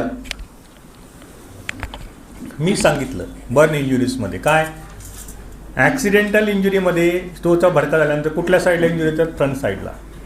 जर एखाद्याने रॉकेल ओतून जाळलं तर रॉकेल बॅक साईडला पण येतं, बॅक साईडला इंजुरी येते, बरोबर. मग दुसरी गोष्ट अशी आहे आता की स्टोचा भडका झाल्यानंतर इंजुरी कशा असणार आहेत, डीप असणार आहेत का, नाही, कारण त्याच्यामध्ये रॉकेल टाकलेलं नसतं. मग डीप इंजुरी असल्या तर याचा अर्थ काय होतो, ती होमिसायडल देतात, ठीक आहे. त्यानंतर आता अजून आणखीन एक बघा, मैताचे कपडे काढलेले असतात, मैताचे कपडे कट करून CAला पाठवले असतात, CAच्या सर्टिफिकेटमध्ये केरोसिनचा वास येतो आला असेल तर ते कुठं जातं, होमिसायडल डेथ कारण रॉकेल टाकल्याची केस आहे. आणि क्लोथ्सला जर केरोसिनचा वास लागलेला नसेल तर ते कुठे जातं, ॲक्सिडेंटल थेरीकडे जातं. मग आता या सगळ्या गोष्टींचा वापर तुम्ही कसा करणार आहे. ज्यावेळेस PMचा डॉक्टर येतो, आता केस अशी आहे की अंगावरती रॉकेल टाकून मला जाळलं अशी केस आहे. आता मगाशी मी काय म्हणलं, man may lie but PM और द मेडिकल एव्हिडन्स नेव्हर लाय. तिथं बॅक साईडला इंजुरी अब्सेंट आहे PM नोट्समध्ये, बरोबर.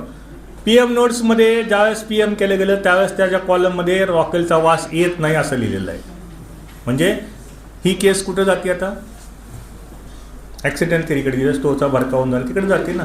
मग डॉक्टरना काय विचारायचं, हे सगळं मला कळलं, ॲक्सिडेंटल थेरी कधी होते, होमिसाइड थेरी कधी होते, पण मग विचारायचं काय डॉक्टरना. Doctor to bifurcate suicide from the homicidal death, the smell of kerosene is important. Yes, आणि जो केरोसिन आहे तो आपण स्मेलवरून ओळखतो. हो, मग ज्यावेळेस तुमच्याकडे बॉडी दिली जाते त्यावेळेस तुम्हाला जर स्मेल आला केरोसिनचा तर तुम्ही त्या PM नोट्समध्ये नमूद करता. हो, आणि जर स्मेल नसेल बॉडीला केरोसिनचा तर ती ॲक्सिडेंटल थेरीकडे तुम्हाला घेऊन जाते. हो, ह्या सगळ्या गोष्टी मी ॲडमिट करून घेतल्या. काय की जर केरोसिनमुळं आपला ती व्यक्ती जळाली आहे का जाळलेली हे कळतं. हो, केरोसिनचा जर वास आला तर त्या व्यक्तीला जाळून मारलं हे बरोबर आहे. आणि जर समजा वास नसेल तर ती ॲक्सिडेंट थेरीकडे जाते, ही मला बरोबर आहे, हे मी सगळं सांगितलं. आता ह्या PMमध्ये तुम्हाला केरोसिनचा वास दिसल्याचा कुठेही उल्लेख नाही. तो म्हणतो नाही. मग काय झालं, माझं जे पहिलं कथन होतं आणि त्याला मी सांगितलं की केरोसिनचा वास येणारी गोष्ट नाही म्हणजे ती कुठं जाते, ॲक्सिडेंटल थेरीकडे जाते. ही आर्ट ऑफ क्रॉस असते आणि याचा आपण वापर करून घेतला पाहिजे. थोडंसं आणखीन एक अर्धा पाऊण तास बोलूया आणि त्यानंतर तुमच्या प्रश्नोत्तराकडे जाऊया. आता आणखीन एक केस असते की सुसायडल आणि होमिसायडल, तिने सुसाईड केलेली असते आणि असं म्हणणं असतं की त्यांनी नवऱ्याने आलं धरलं, गळा आवळला दोन्ही आणि मारून टाकले, 302ची केस आपल्याला लावलेली असते. आता ही होमिसायडल आहे का सुसायडल आहे ओळखायचं कसं बघा. आता मला इथं फाशी घ्यायची आहे, घेणार नाही मी. इमॅजिन करा माझा हात तिथं पोचतोय का नाही, तिथं मी स्टूल ठेवणार, स्टूल ठेवल्यानंतर मी तिथं चढणार, तुमच्या सगळ्यांसमोर फाशी घेणार का मी, हे म्हणणार ना अहो वकील साहेब काय झालं मी तुम्हाला मदत करतो काय प्रॉब्लेम आहे का. तुम्ही सगळे बाहेर गेल्यानंतर मी आतून कडी लावणार. कडी का लावणार, मी डिसाईड केलं ना सुसाईड करायची म्हणून कुणी आतमध्ये येऊ नये म्हणून मी कडी लावणार, बरोबर. आणि मग मी फाशी घेणार. आता बघा ही परिस्थितीजन्य पुराव्यावरून जर पोलीस काय करतात, पंचनामा करतात, तिथं स्टूल होता लिहित नाही, ती बॉडी जी आहे ती हाईट 10 फूट होती असं लिहितात आणि त्याच्यामुळं स्पॉट पंचनाम्यावरती आपण ॲडमिट करून बसतो आणि कोर्ट म्हणतो वकील साहेब तुम्ही म्हणताय सुसाईड आहे पण तुमची हाईट आणि त्याची हाईट मॅच होत नाही, मग तुमचं तिथे टेबल पण नाही सापडला पंचनाम्यामध्ये, मग तुमची केस जी आहे सुसाईडलची प्रॉबेबल ठरत नाही, ही होमिसाईडच आहे म्हणून मी तुम्हाला कन्व्हिक्शन देतो. कारण का आपली चूक असते, आपण स्पॉट पंचनामा ॲडमिट केलेला असतो आणि पोलिसांनी थोडासा नालायकपणा केलेला असतो, त्याच्यामधला स्टूल त्यांनी दाखवलेला नसतो. मग आपण क्रॉस करत असताना मी धाराशिव भागामध्ये केस चालवली होती, त्या अशीच केस होती, तिने सुसाईड केलेलं होतं आणि पोलिसांनी काय केलं होतं ती होमिसाईडल केस दाखवली होती. मग मी त्या जो स्पॉट पंचनामावाला होता त्यांना विचारलं, तिथं बेड होता, हो, मग बेडची हाईट किती आहे 2 फूट, मैताची हाईट किती आहे 5 फूट. आता ही ती हाईट झालेली आहे पण माझा हात पुढे जातो ना, ती आणखीन 2 फूट, हात वर गेल्यानंतर आणखीन 2 फूट आणि हा फॅन आहे त्यांनी सिलिंग ती रूफ जो आहे त्याची हाईट मोठी होती जमिनीपासून त्याची हाईट, मग तिथं हाईटपर्यंत मी जाणारच नाही ना. परंतु हा टेबलची हाईट त्यांनी धरली नव्हती, मग ती 2 फूट आली, माझा हात 2 फूट आणि फॅन 1 फूट खाली आला आहे. मग असं कॅल्क्युलेशन केलं तर बरोबर फॅनच्या रूफपर्यंत माझा हात पोचतो. मग त्यामुळं कोर्टाने असं डिसाईड केलं की नाही, ह्यांचं जे पोलिसाचं म्हणणं खोटं आहे, तो जर माणूस टेबलावर त्या बेडवर उभारून जर फाशी घेतली असेल तर त्याचा हात इथपर्यंत जातो, ॲक्सेसिबल पॉईंट आहे, त्यामुळे सुसाईडल केस प्रॉबेबल होती, लक्षात घ्या. आणि काय होतं की कडी आतून लावली आहे का बाहेरून लावली, हा खूप इम्पॉर्टंट पॉईंट आहे. आपल्याला स्पॉट पंचनाम्यामध्ये गेल्यानंतर आम्ही दार ढकलून आतमध्ये गेलो, याच्यावरती आपली क्रॉस नसते. त्याला काय क्रॉस करायला पाहिजे तुम्ही, की तुझ्या दार ढकललं त्यावेळेस कडी आतून लावलेली होती, म्हणजे याचा अर्थ काय होतो, सुसायडल केस आहे. मी जर समजा मारलंय एखाद्याला आणि मी आतमध्ये कडी लावून बाहेर कसं जाईल, बाहेरने कडी लावणार ना. या एका कडीच्या मुद्द्यावरती तुमची केस अख्खी कोलॅप्स होते. लक्षात घ्या. जर स्ट्रँग्युलेशनची केस असेल, म्हणजे गळा आवळून मारल्याची केस असेल बायकोला घरामध्ये, आणि तुम्ही पळून गेलाय आणि जाताना कडी लावलेली आहे, अशा सर्कमस्टन्सेसमध्ये तुम्ही जर कोर्टामध्ये हे साबित करू शकला की ही जी कडी लावलेली होती ती आतून लावलेली होती, बाहेरून कडी लावलेली नव्हती, म्हणजे ही केस सुसाईडची आहे, एका पॉईंटवरती तुमची केस सुटते. परंतु आपलं स्पॉट पंचनाम्याकडे लक्ष नसतं.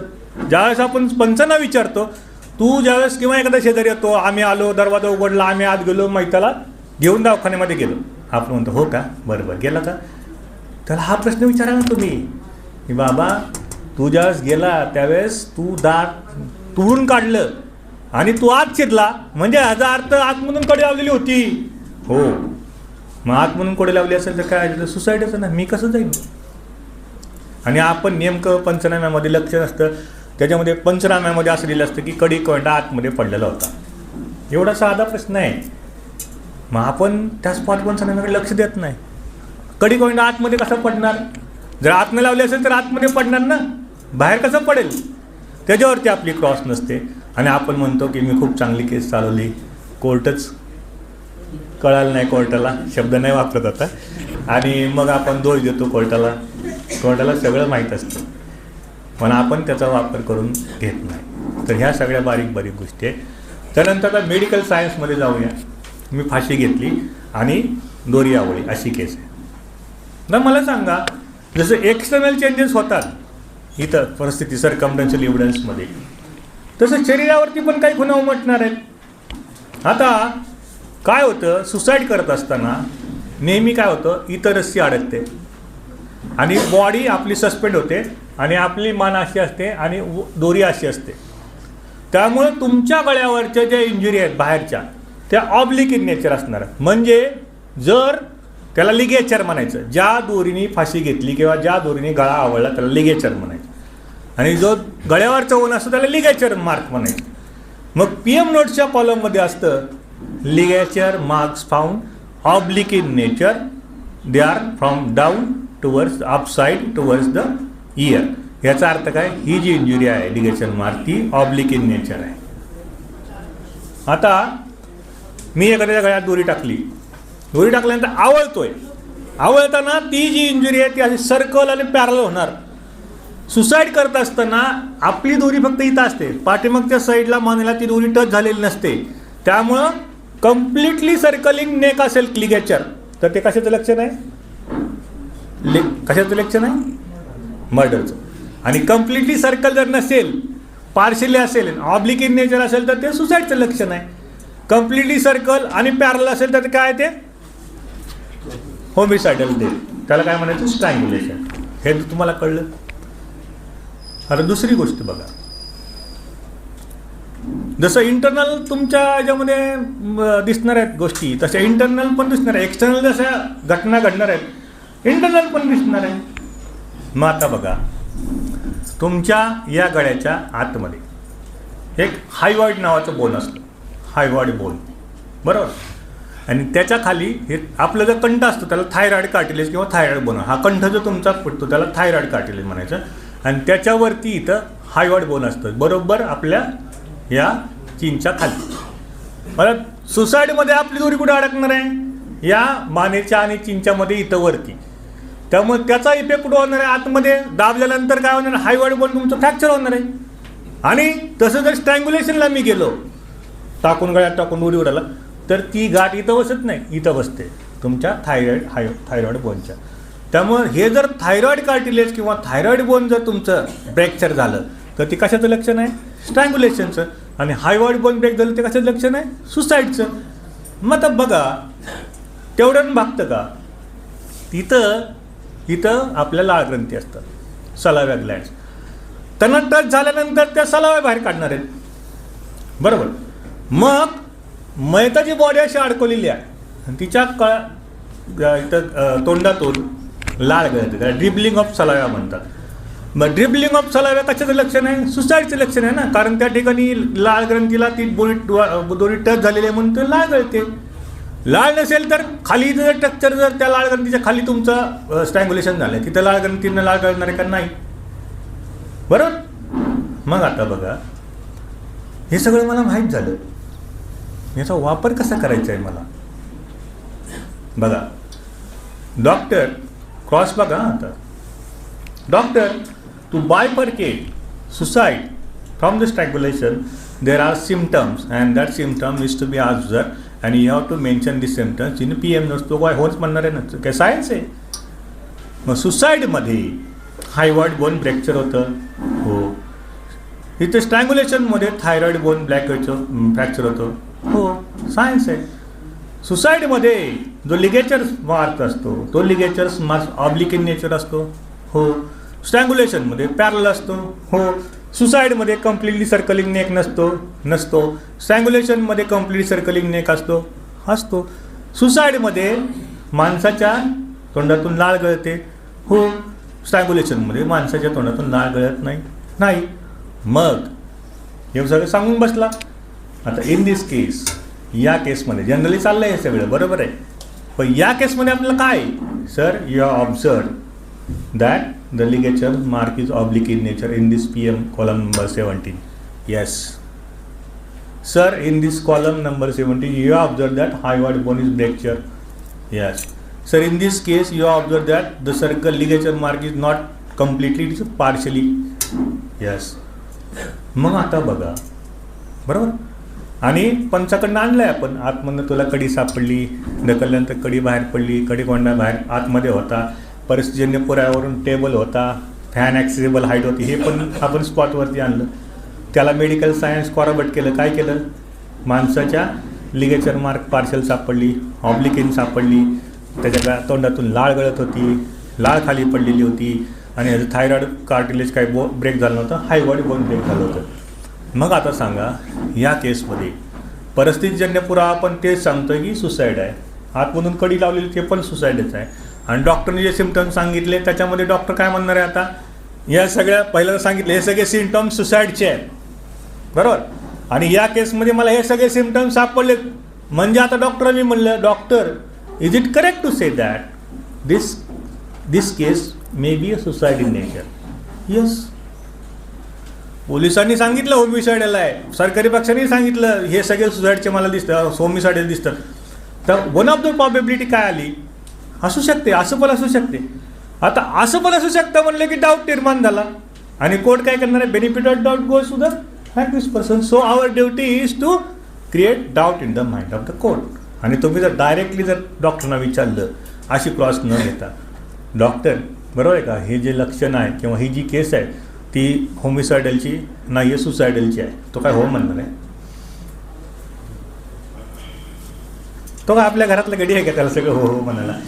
आणि तो आपल्यापेक्षा खूप स्मार्ट असतो, आणि स्मार्ट माणसापेक्षा वकील स्मार्ट असतो, आणि वकील नेहमी डॉक्टरांना क्रॉसमध्ये काही ना काही करून डॉक्टरवरती आणत असतो. फक्त त्यासाठी आपल्याला तेवढं बेसिक नॉलेज पाहिजे, बरोबर. मग आता बघा, तिसरा नियम काय झाला?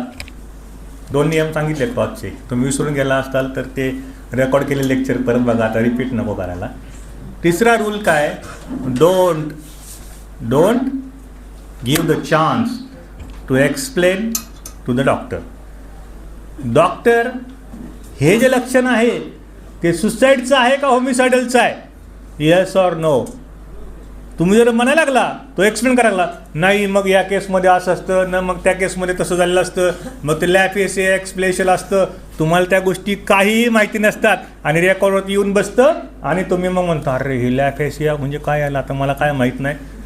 डॉक्टर तुम्ही क्रॉसमध्ये आहात, इव्हन कोर्टाला पण सांगायचं explanation is not allowed in a cross examination.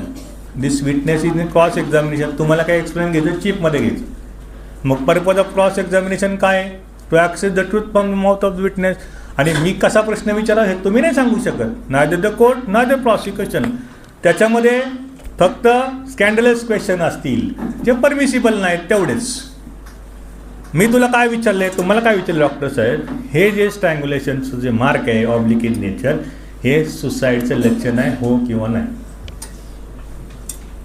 परत नाही, मग ह्या केसमध्ये असं झालं, मग ते कधी कधी असं होऊ शकतं, मग या खिडकीला फाशी घेतली तर तसं होऊ शकतं, मग माणूस वरून खाली पडला तर होऊ शकतं, आमच्या मेडिकल सायन्समध्ये असतं ना. माझं सांग हो किंवा नाही, संपला विषय. बरोबर, ठीक आहे. आता हे सुसायडल होमिसायडलचं कळलं, बर्नचं कळलं. आता आणखीन एका, आणि असं कसं असतं का, हे बघा काय होतं तुम्हाला मी सांगितलं, लिगेचर. लिगेचर म्हणजे काय, ज्यांनी फाशी दिली किंवा ज्यांनी फाशी घेतली त्याला लिगेचर म्हणायचं. आणि लिगेचर मार्क म्हणजे गळ्यावर उमटलं आणि वन. आता काय होतं, आरोपींनी मैताला फाशी दिली, कशाने दिली, कात्या असतो ना आपला, कात्या गावाकडचा, कात्याने फाशी दिली किंवा नायलॉनच्या दोरीने फाशी दिली. आता केस तर खोटीच असते. पोलीस काय करतात, त्याला कुठंतरी घेऊन जातात आणि एखादा दोरखड्डा आणून देतात आणि कोर्टात दाखवतात की यांनीच त्याला फाशी दिली. आता ती जी फाशी दिलेली आहे ती किती आहे, एवढ्या माझ्या पुढच्या बोटावरती त्याची जाडी, लांबी, रुंदी, जो नायलॉनची दोरी आहे. आणि पोलिसांनी जप्त केलेली आहे ती 2 बोटाची आहे. ती कसली आहे, कापडी आहे. आणि ही कशी आहे, नायलॉनची आहे. आणि त्या नायलॉनचा प्रिंट आहे ना तो सर्क्युलर आहे, याच्यावरती कुठलेही सर्क्युलर नक्षी नाही आहे. आता बघा, जी लिगेचर्स मार्क आहे त्याची लांबी, रुंदी, उंची, त्याही विड्थ त्यांनी दिलेली आहे 1 सेंटीमीटर बाय असं असेल ते. आणि त्यांनी लिगेचर आणले 3 सेंटीमीटरचं. आणि डॉक्टर म्हणतो या लिगेचरनी दोरीनी ही अशी फाशी होऊ शकते किंवा अशी इंजुरी होऊ शकते. डॉक्टरना काय होच म्हणतात, ते प्रॉसिक्युशनला होच म्हणतात. आता हे खोटं पाडायचं आहे. आपल्या इन्स्ट्रक्शन काय आल्यात, नाही सर यांनी माझ्याकडून खोटी रिकव्हरी दाखवली, मी काय रिकव्हरी दिली नाही, या कापडाने या दोरीने मी त्याला काही फाशी दिलेली नाही आहे, मी हे केलेलं नाही आहे, इन्स्ट्रक्शन्स आल्या. म्हणजे आपल्याला कळलं यांनी खोटी दोरी कोर्टात प्लॅन केलेली आहे आणि दाखवलेली आहे. आता बघा, आणि वन कसले आहेत, तिच्या नायलॉनच्या दोरीच्या वतीने फाशी घेतलेली. Doctor, ligature tallies with the ligature mark. पहिला प्रश्न, जो लिगेचर असतो तो लिगेचर्स मार्कला टॅली करतो, हे सायन्स आहे हो. जर लिगेचर्स मार्कवरती सर्क्युलर प्रिंट असेल तर लिगेचरवरती जर सर्क्युलर प्रिंट असेल तर ती पण लिगेचर्स मार्कवरती सर्क्युलर प्रिंट लागते हो. लिगेचरची जर जाडी 2 सेंटीमीटर असेल तर लिगेचर मार्क पण 2 सेंटीमीटरच असतो हो. मग हा हो म्हणून बसला आता सगळ्या गोष्टी. मग आता ते मुद्देमाल मागवा. बघा डॉक्टर, याच्यावरती कुठल्याही पद्धतीचं सर्क्युलर मार्किंग नाही आहे हो. आणि आधी काय म्हणून बसला आहे, सर्क्युलर मार्किंग असेल तर सर्क्युलर मार्किंग उमटतं. या लिगेचरवरती आहे का सर्क्युलर मार्क, नाही. डॉक्टर, तुम्ही जो PM नोट्समधला 17 नंबर कॉलम दिला आहे त्याच्यामध्ये लिगेचरचे मार्क आहे, त्याच्यावरती सर्क्युलर पॅटर्न तुम्ही लिहिलेला नाही, म्हणजे तिथं पॅटर्न काय नव्हता नाही. मग आता बघा, किंवा तो पॅटर्न उमटला आहे, सर्क्युलर पॅटर्न त्या ठिकाणी उमटलेला आहे, तुम्ही म्हटलं की हो ते सर्क्युलर पॅटर्न लिगेचर्स मार्कमध्ये उमटला आहे. आता सर्क्युलर पॅटर्न असेल आणि तो जो उमटला असेल तर PM मध्ये सर्क्युलर पॅटर्न उमटलेला आहे आणि ह्या जो तुम्ही रिकव्हरी केलेली आहे त्याच्यावर सर्क्युलर पॅटर्न नाही आहे, त्याच्यामुळे या दोरीनी अशा प्रकारची इंजुरी होणार नाही. तो हो मे बी पॉसिबल, होऊ शकत नाही असं म्हणणार तो. पण डायरेक्टली जर तुम्ही त्याला प्रश्न विचारला की या दोरीने ही इंजुरी होणार नाही तर तो हो म्हणणार नाही तुम्हाला. त्यामुळं शॉर्ट क्वेश्चन विचारायचे, त्याला पहिले लॉक करायचं आणि मग आपल्या सजेशन किंवा या गोष्टीकडे जायचं. किती झाले सर, किती वेळ झाला? 1-2 किस्से सांगतो. आणि हे बघा काय झालं, आता जसं ligature tallies with the ligature mark कसं आहे तसं weapon tallies with the weapon injury. म्हणजे स्टॅब केलं आहे, एखादा चाकू आहे पोटात भोकसला तर त्या चाकूसारखीची इंजुरी स्टॅब वोंड म्हणजे स्टॅब वोंड व्हायला पाहिजे. इनसाइज वॉन्ड म्हणजे चाकू असेल आणि चाकूने वार केला असेल तर इनसाइज वॉन्डच व्हायला पाहिजे. काठी असेल तर काठीनं मारलं तर इनसाइज वॉन्ड होणार आहे का, नाही. त्याने काय होणार, CLW कंट्रोल लॅसरेटेड वॉन्ड. आता बघा काय होतं, बऱ्याच वेळा काय असतं की विटनेस किंवा फिरती काय म्हणतो त्याला मारलेलं असतं दांडक्यानी किंवा एखाद्या स्टिकने मारलेलं असतं आणि तो पोलिसांना सांगतो की मला तलवारीने मारलं आहे, 307 लावलं जातं. ॲक्च्युली केस आहे 324ची. आता मगाशी काय म्हटलं मी तुम्हाला, मॅन मेला आहे बट मेडिकल एव्हिडन्स नेव्हर ला. मग ज्यावेळेस इंजुरी सर्टिफिकेट येतं त्या इंजुरी सर्टिफिकेटने CLW लिहिलेलं असतं, कंट्रोल लॅसरेटेड वॉन्ड. आणि त्यांनी पोलिसांनी खोटी तलवार पण रिकवर करून दिलेली असते, फिर्यादीकडनं आणलेली तलवार असते, त्याच्यावरती रक्त शिंपडलं असतं दिलेली असते आणि 307ची केस लावली असते. डॉक्टरांना हा प्रश्न विचारायचा आहे, sir this you found CLW, yes सापडलीच आहे ना. मग त्याच्या आधीचा काय प्रश्न असणार आहे, CLW is always associated with the hard and blunt object. Yes, under this circumstances the sharp side जे आहे त्यांनी अशा प्रकारची इंजुरी होणार नाही. This cannot be happens due to the sword. मग अशा सर्कमस्टन्सेसमध्ये आपण डॉक्टरांना सजेशन द्यायचं की sir this CLW cannot be possible, it can be possible by persons falling on the ground. एखाद्या हार्ड अँड ब्लंट ऑब्जेक्टवरती पडला तरी होते. Doctor says yes. आणि मग अशा सिच्युएशनमध्ये जर तलवार वापरलेली असती तर इन्साईज वाऊंड आली असती. या केसमध्ये इन्साईज वाऊंड नाही आहे, त्या ठिकाणी CLW आलं असं डॉक्टर्स म्हणतोय आणि पॉसिबिलिटी आहे की पडल्यानं अशा प्रकारची इंजुरी होते. मग कोर्ट दुसरा डिफेन्स जो सेकंड व्ह्यू आहे आपला तो पकडतो आणि बेनिफिट ऑफ डाऊट देतो. If 2 views are possible, 2 view आहेत, तलवारीने मारल्याचा पण व्ह्यू आहे आणि पडल्याचा पण व्ह्यू आहे आपण आणलेला रेकॉर्डवरती, मग court will gives benefit of doubt and तो view which is favourable to the accuse person has to be taken into consideration. आणि कोर्ट आपल्याला त्याचा बेनिफिट ऑफ डाऊट देतो आणि आपल्याला त्या ठिकाणी ॲक्विटल मिळतं. आता बघा एक केस होती, एनी बीला भोकसलं, ए स्टॅप बी आणि त्याच चाकूने सीला पण भोकसलं, बरोबर. बी मयत झाला आणि सी आय विटनेस आहे, बरोबर. आता आरोपीला पकडलं गेलं आणि आरोपीने मला एवढंच इन्स्ट्रक्शन दिले की सर जो चाकू मारला तो रामपुरी होता. रामपुरी चाकू कसा असतो, दुधारी असतो. आणि पोलिसांनी माझ्या घरातून माझा कांदा कापायचा चाकू किचनमधला घेऊन गेले. आता कांदा कापायचा चाकू असा असतो, एक साईडला शार्प एक साईडला ब्लंट, एवढंच माझ्या डोक्यामध्ये. आता मारले रामपुरी चाकूनी, इंजुरी रामपुरी चाकूसारख्याच होणार, बरोबर. मग आम्ही काय केलं, हे बघा इंज्युअर पेशंटला ज्या हॉस्पिटलमध्ये ॲडमिट केलं जातं त्याच्यावरती MLC पेपर्स असतो. त्या MLC पेपर्समध्ये डायग्रॅम काढलेली असते, डायग्रॅममध्ये इंजुरीचं डिस्क्रिप्शन दिले असतं जे PM नर्समध्ये पण कधी कधी नसतं. मग ते MLC पेपर्स मागवले, आम्ही रीड केले आणि त्याच्यामध्ये मला बरोबर क्लिक सापडले.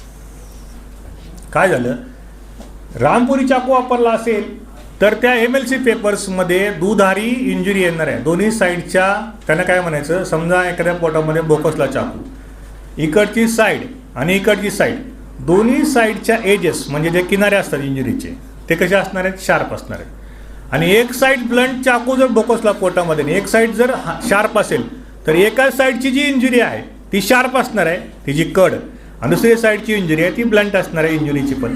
मग त्या MLC पेपर्समध्ये असं लिहिलं होतं की both sides are sharp in nature.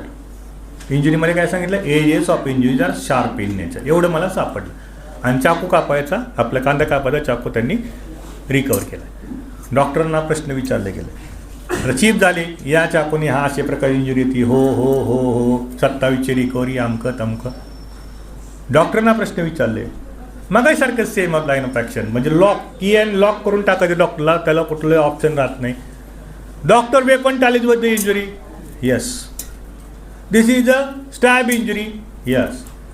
In a stab injury if one side sharp weapon and other side blunt injury weapon is used, the injury will be one side sharp and other side blunt. Yes. In this case, you find both the sides sharp injury. Yes. Therefore, the weapon which is used in this case should have been both the sides sharp. Yes. आता काय म्हणून बसला, ही injury दोन्ही साईडने sharp आहे आणि अशा प्रकारची इंजुरी दोन्ही साईड शार्प असणाऱ्या वेपनकडनंच होते म्हणून बसलाय.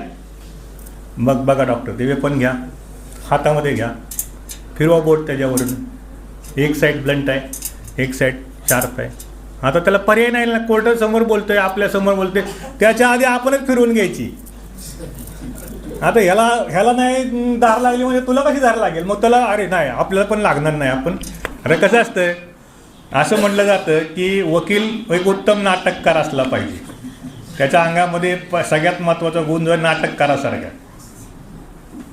त्यामुळे ते नाटक आपण करायचं, पर्याय नाही त्याला. त्यांचं खोटं उद्ध्वस्त करायला काय नाटक पण करावं लागतं. मी आधी ते वेपन घेतलं, स्वतः फिरला असं 2दा हाताने, काय इंजुरी आहे. मग त्याच्या मनामध्ये आणलं की अरे नाही, वकिलाने डेमॉन्स्ट्रेशन दिले कोर्टासमोर, आता मी कसं पण ती शार्प आहे, मी कुठल्या अँगलनी सांगणार.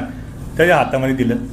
आता हे जे वेपन आहे ते 1 साईड शार्प आणि 1 साईड ब्लंट आहे. हो, मग आधी काय म्हणून बसलाय, जर 1 साईड शार्प आणि 1 साईड ब्लंट असेल तर इंजुरी कशी होणार आहे, 1 साईड शार्प 1 साईड ब्लंट. मग आता डॉक्टर असं म्हणलं तरी बरोबर होईल का, या वेपननी ही इंजुरी झालेली नाही. डॉक्टर म्हटलं हो, कारण का इंजुरी 2 साईड शार्प आहे, हे वेपन 1 साईड शार्प आणि 1 साईड ब्लंट. आता हे ॲडमिशन आणायला मी जर त्याला डायरेक्ट विचारलं असतं डॉक्टरना की डॉक्टर ह्या वेपननी ही इंजुरी होत नाही, तर हो म्हणला असता का. लॉक सिस्टीम आहे, त्याला लॉक करून ठेवलं आपण, त्याच्या बाहेर, त्या सर्कलच्या बाहेर तुला जाता येत नाही. कळलं. आपण कसं एखाद्या लहान मुलाचे दोन्ही हात बांधतो आणि इकडून एक वाजवतो, तसं त्याला एकदा लॉक करायचं आणि तुम्हाला कुठून वाजवायचं ते वाजवायचं परत, काय त्याला प्रॉब्लेम नाही. परंतु हे लॉक करायचं एवढं सोपं आहे का, त्यासाठी तुम्हाला पहिलं नॉलेज पाहिजे, अभ्यास पाहिजे. आणि त्यांनी काही जरी म्हटलं, खोटं बोलला, तर त्याला पकडण्याची धमक तुमच्यामध्ये पाहिजे. त्यासाठी काय पाहिलं, रीडिंग पाहिजे. आणि रीडिंग आपलं काय होतं, वाचाल तर वाचाल, पण आपण आजकालच्या AI जमान्यामध्ये, आता सिनियर मंडळी सोडली, आपण वाचत नाही. ChatGPTला विचारलं तर ChatGPT तिसरंच काहीतरी सांगतं. आता एखादे मी त्याला म्हटलं ChatGPTला मला WS बनवून दे, ते WS बनवून देतं. तुमच्या फॅक्टला लागू होणार आहे का नाही. पाटील साहेबांचं WS त्यांच्या फॅक्टला बरोबर लागू होणार, सरांचं WS त्यांच्या फॅक्टला लागू होणार. मी ChatGPTला दोघांचे WS टाकले आणि यांच्यासारखं बनवून दे, ते तिसरंच काहीतरी बनवून देतं आणि इकडं सगळं उद्ध्वस्त होत जातं. ChatGPTवरती अवलंबून राहू नका. AI वरती अवलंबून ह्या मुलांना सांगतो, ज्युनियर्स मंडळींना. सायटेशन तर ChatGPTवरचं सायटेशन तुम्हाला जगाच्या पाठीवर कुठं सापडणार नाही, तिसरंच काहीतरी सांगतं. इथल्या फॅक्ट्स घेतं, तिथल्या फॅक्ट्स घेतं, सायटेशनचं नाव तयार करतं आणि त्या फॅक्ट्स इथं टाकतं आणि खाली हेड टाकतं. आपलं वाटतं हायला सुटली माझी केस, आता काय संपलंच की माझ्यासारखं सेम सायटेशन आहे. आणि कोर्टात दिलं की कोर्ट म्हणतो वकील साहेब हे सायटेशन मला सापडलं नाही, कुठं आहे बघा तुम्ही. आणि अख्ख्या जगाच्या पाठीवरती तुम्हाला इंग्लंड अमेरिकेमध्ये सुद्धा सुद्धा सायटेशन सापडलं नाही. कोर्ट मग कंटेम्प्ट ऑफ कोर्टची नोटीस काढते आणि कोर्ट म्हणतो you are misleading the court. मग हातापाय पडायची पाळी येते. त्यामुळं काय आहे, आमच्या काळामध्ये सिनियर आणि ज्युनियर्समध्ये संवाद व्हायचा. आम्ही बऱ्याचशा गोष्टी सिनियर लोकांना विचारायचो. माझा सिनियर नसला तरी तिसरा सिनियरसुद्धा मला सांगायचा आणि त्यावेळेस तेवढं आमचे रिलेशन होते. आताचे ज्युनियर्स मंडळी सिनियरला मान सन्मान देत नाही असं आम्हाला जाणवतं आहे. म्हणजे मी तुम्हाला टोकत नाही, परंतु हे ज्ञानाचे खजिने आहे. एक माणूस म्हणजे एक युनिव्हर्सिटी आहे, तुम्हाला पण माहीत आहे. त्यामुळं तेवढा विश्वास संपादन करा. आणि ही लोक आजकाल आपल्याला का सांगत नाहीत माहीत का, त्यांना असे इन्सिक्युरिटी फील होते की तुम्हीचं वागणं व्यवस्थित नसतं, तुम्ही त्यांच्याच क्लायंटला कुठंतरी काहीतरी बोलता, त्यांच्याच क्लायंटला पळवण्याचा प्रयत्न करता, म्हणून ही इन्सिक्युरिटीची भावना व्हायला लागली आहे.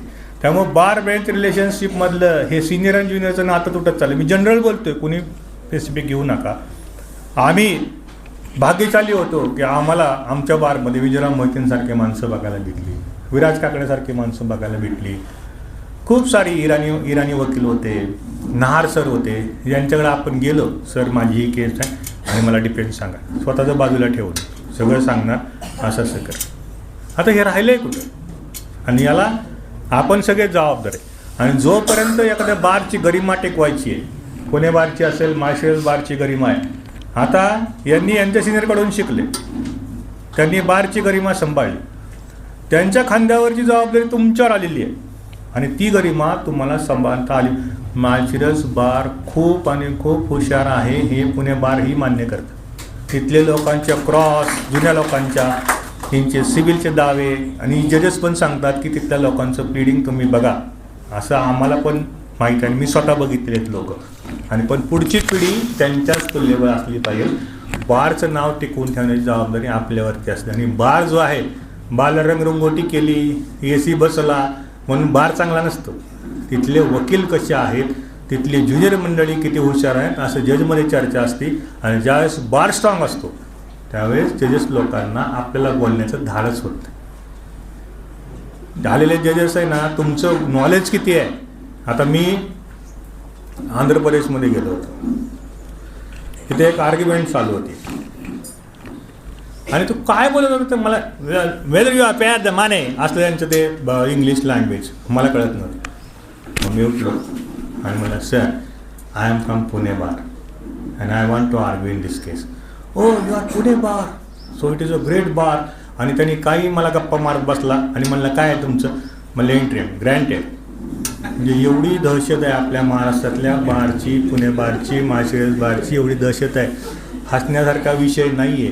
आणि ती बारची गरिमा सांभाळायला तुम्हाला वाचन करा, पहिलं लायब्ररी अद्यावत करा, लायब्ररीसाठी कष्ट करा, लायब्ररीमध्ये चांगली चांगली पुस्तकं घ्या असं म्हटलं जातं.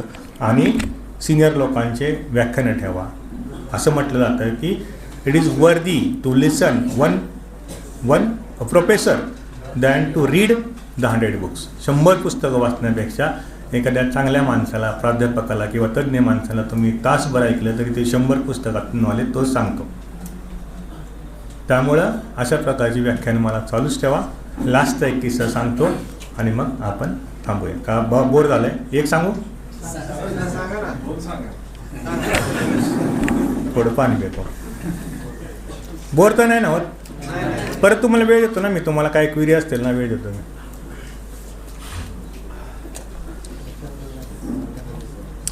मी चालवलेली केस होती. आता मी चालवली म्हणजे याचा अर्थ मी इथं माझी पाठ थोपटवायला आलेला नाही आहे. मी माझ्यासारख्या ग्रामीण भागातला एखादा विद्यार्थी, जिल्हा परिषद शाळेमध्ये शिकलेला, ज्याला ग्रामीण भागामध्ये इंग्लिशची गंध नव्हती, तो माणूस फर्ग्युसन कॉलेजमध्ये इंग्लिशमधून 1 तास शिकवतो, ही मोठी तुमची गौरवाची बाब आहे, माझं नाही. आपण ग्रामीण भागातले आपण न्यूनगंड बाळगायचं काही कारण आहे का? आपलं एवढं नॉलेज कुणालाच नसतं असं तर माझं म्हणणं. मी सगळ्या भारतामध्ये आर्ग्युमेंट करून आलेलं आहे. ग्रामीण भागातल्या माणसांना सेन्स असतो जो सिटीमधल्या लोकांना नसतो. तो सेन्स जो आहे ना, सेन्स तो उपजत असतो आपल्याला.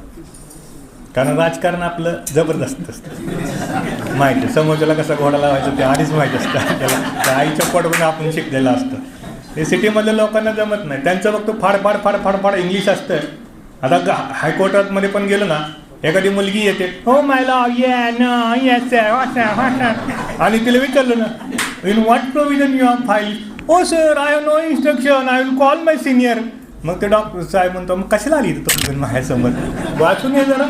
आणि आपल्या इथली मुलं जाऊ द्या, नाही सर हां ती अशाची प्रोव्हिजन आहे, असं असं आहे, माझ्या सिनियरने असं सांगितलं. बरं केस कुठली आहे? नाही सर ती अशाची केस आहे, असं असं आहे.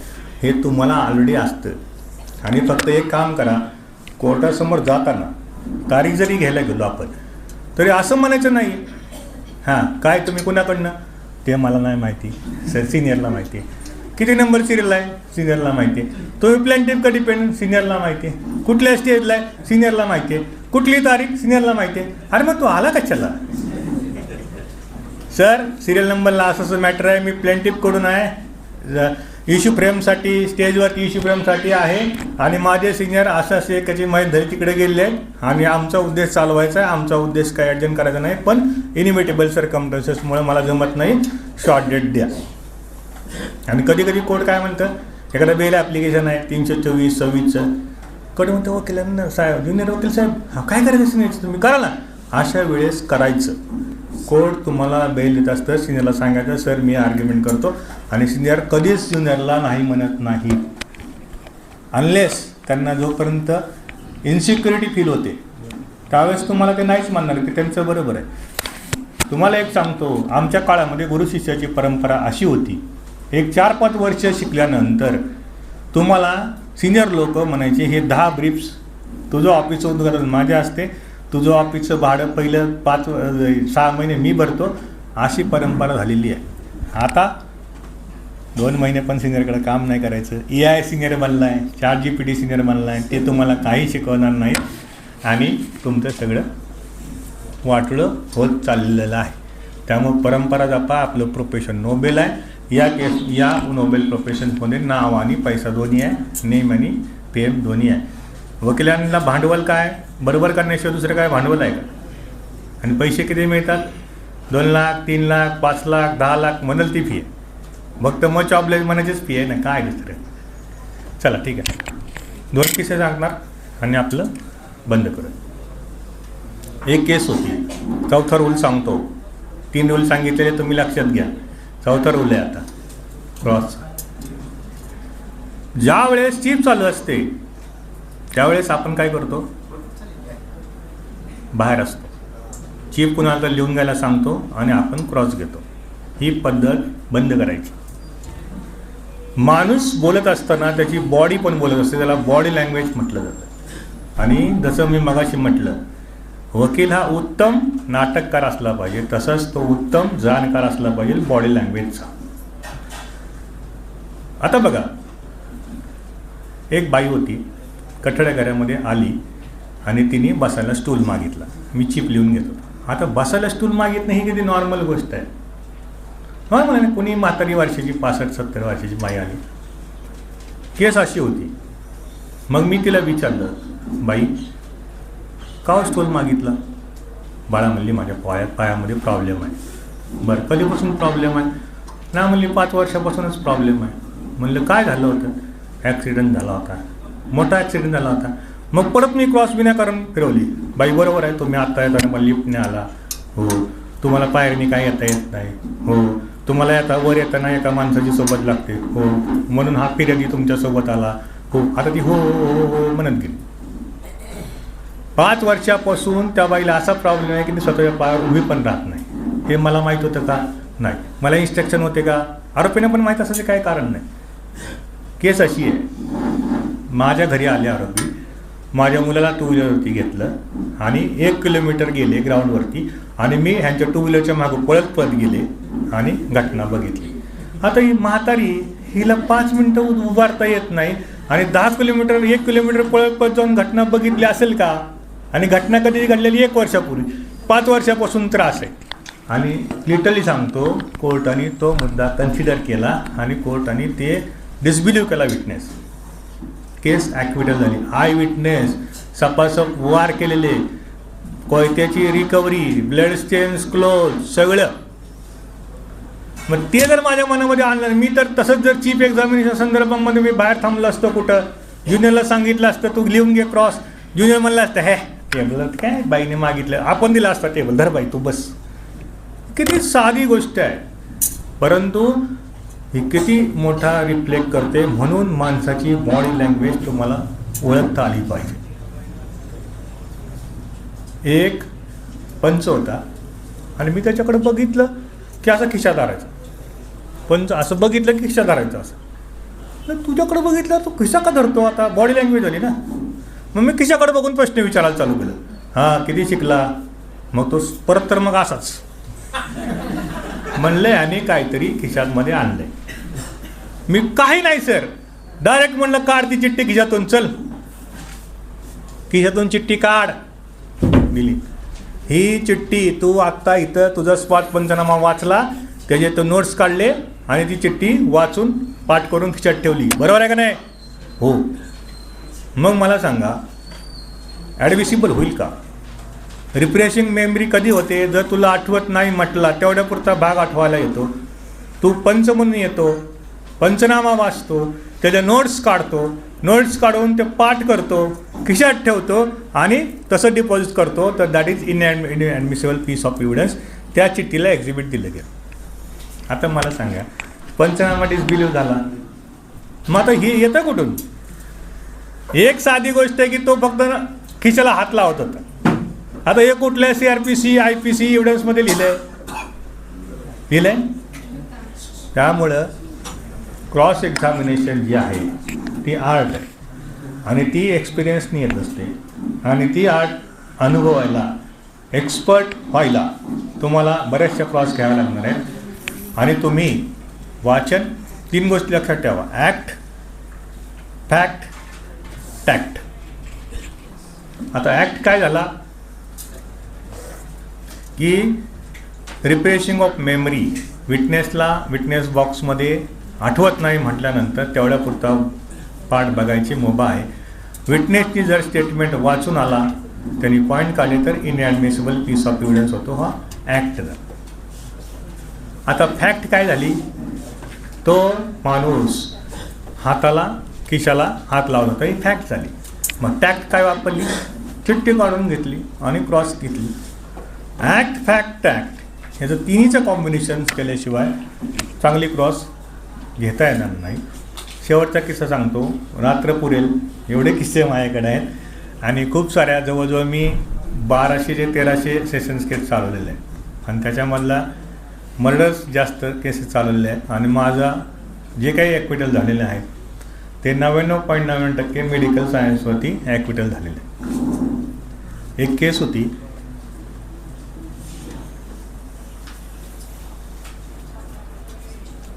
मी त्या नोट्स काढल्या तुमच्यासाठी, मी ते सर्क्युलेट करतो आहे.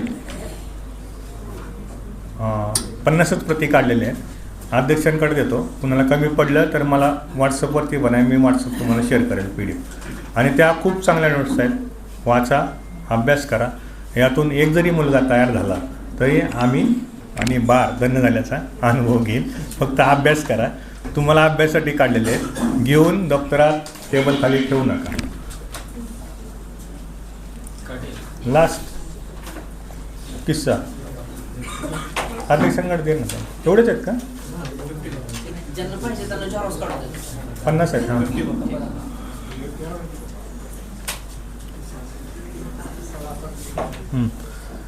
किस्सा ऐका. आता लास्ट किस्सा आहे, कसे भरपूर आहेत. आता शेवट सांगतो, मी पण दमले आता. एक केस होती, सरकमटन्शियल एव्हिडन्सची केस होती.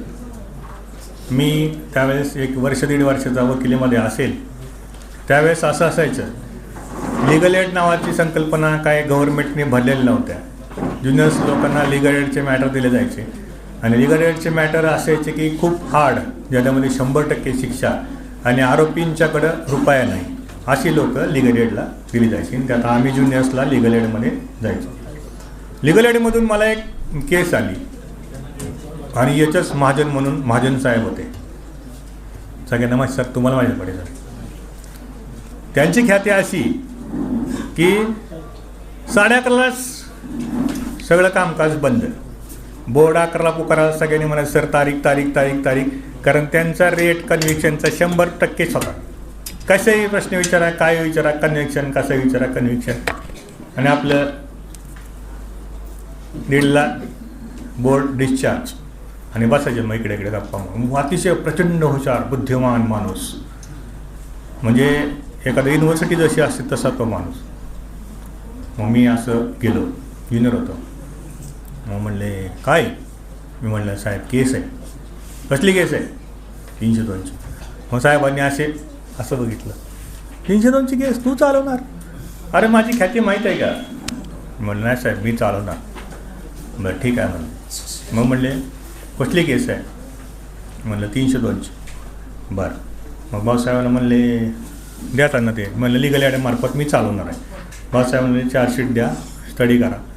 म्हणले किती दिवसाची तारीख पाहिजे? मी म्हणलं 15 दिवसाची. म्हणले 1 महिन्याची तारीख, पण त्यानंतर विटनेस हल्ला माघारी पाठवला जाणार नाही. म्हणलं डन डन. बघा, लक फेवर्स द ब्रेव अशी म्हण आहे. संधी मिळाली सोडायचं नाही, संधी मिळाली सोडायचं नाही. फाशी तुला लागणार आहे, मला थोडीच लागणार आहे. फक्त माझ्या चुकीमुळे तुला लागून एवढाच विषय आहे. आणि म्हणून म्हणतो ग्रामीण भागातली मुलं पुढे जातात, कारण डेअरिंग अंगांगात असते, फक्त ती कुठं वापरायची कळत नाही आपल्याला.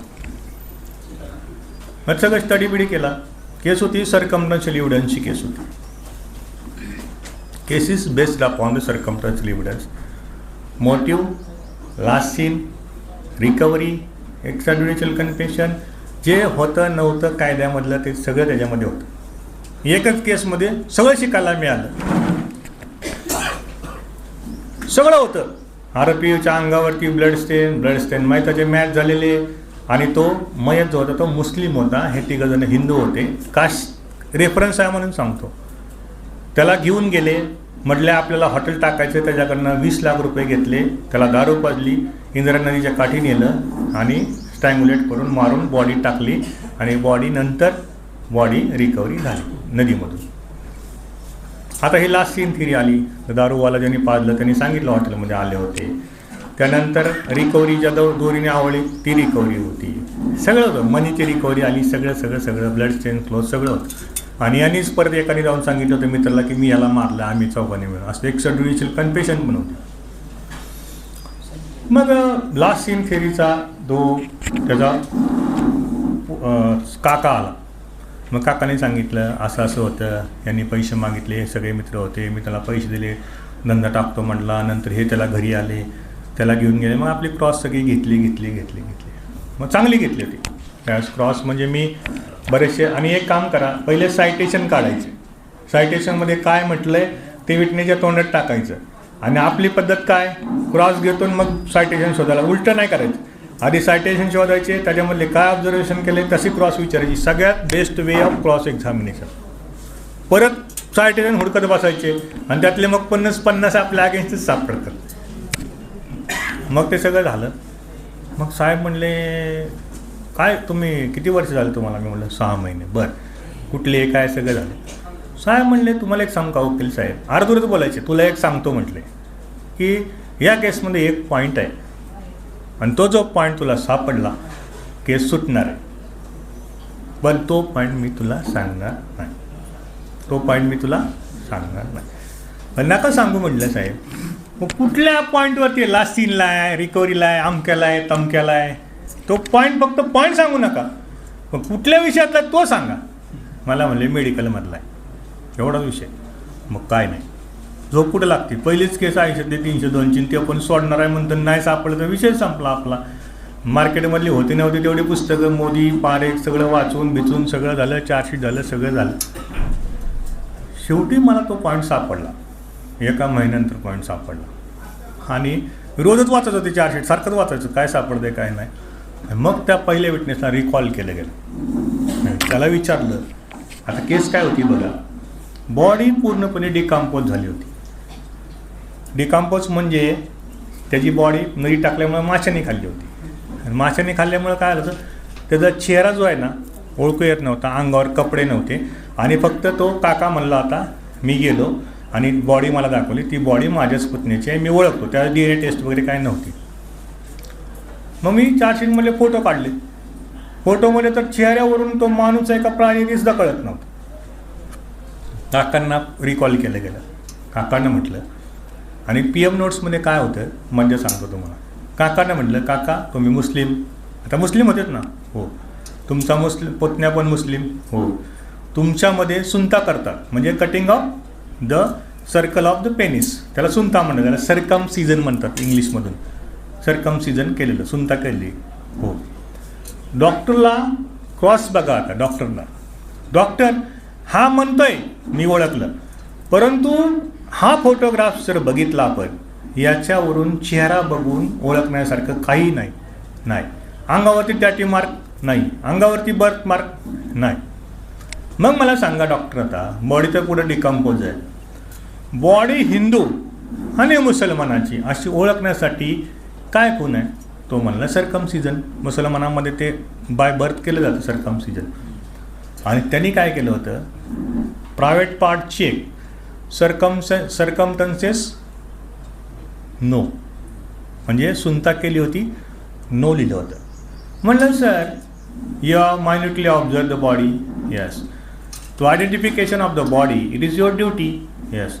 And to identify the body from Hindu to the male, you have to check the private parts. Yes. In this case, the bodies is having undergarments. Therefore, private parts are not decomposed. म्हणजे परत असं नको म्हणाले की decompose झालं तर मला कळलं नाही. डिकम्पोज तेवढे अंडरवेटमुळे बाकी डिकम्पोज झालं, पण अंडरवेटमुळे आतले प्रायव्हेट पार्ट डिकम्पोज नव्हते. येस. मग तुम्ही ऑब्झर्व केलं हिंदू का मुसलमानासाठी त्याचं सर्कमशन झालं की नाही, तुम्ही बघितलं चेक करून. हो. आणि तुम्ही सर्कमसिजन नाही म्हणून या ठिकाणी नाही लिहिले सर्कमसिजन नाही, म्हणजे ही बॉडी हिंदूची आहे. तो म्हणला हो, दिस बॉडी इज हिंदू. मेलेला मुसलमान, बॉडी हिंदूची आणली, म्हणजे ज्याला मारलाय तो हा नाहीच आहे. त्यामुळे बॉडी जर नसेल तर 302चा गुन्हा लागणारच नाही ना. आणि त्यामुळं कोर्टाने अशी ऑर्डर केली की यांनी जो पोलिसांनी मयत आहे तो हा मयत नाही आहे, आणि तो मयत हुडकून आणा, आमच्या कोर्टासमोर प्रोड्यूस करा, अशी ऑर्डर आहे कोर्टाची. आता पोलीस म्हणले आम्ही कुठून आणायचं. आणि ती केस सुटली. आणि त्या त्या त्या काळामध्ये तेजस पण खूप मदत करायची. तुमच्याकडची परिस्थिती भयानक आहे, आम्ही बघितला, आम्ही अनुभव घेतला आहे. त्या काळातले जजेस वरून सांगायचे, काय सांगायचे की ह्या पॉईंटवरती असे 10 प्रश्न विचार. मला एच एस महाजन साहेबांनी प्रश्न मला वरून सांगितले 10 प्रश्न. You can believe. आणि हे होतं ज्यावेळेस तुमच्यामधला स्पार्क दिसतो त्यावेळेस सरकारी वकीलच काय, न्यायाधीशसुद्धा तुम्हाला मदत करतात ज्युनियरला. अपोजिट पार्टी पण म्हणते मी ज्युनियर आहे, चला करू द्यायला, पहिलेच असं मॅटर आहे. पण तुमच्यात काहीतरी स्पार्क पाहिजे.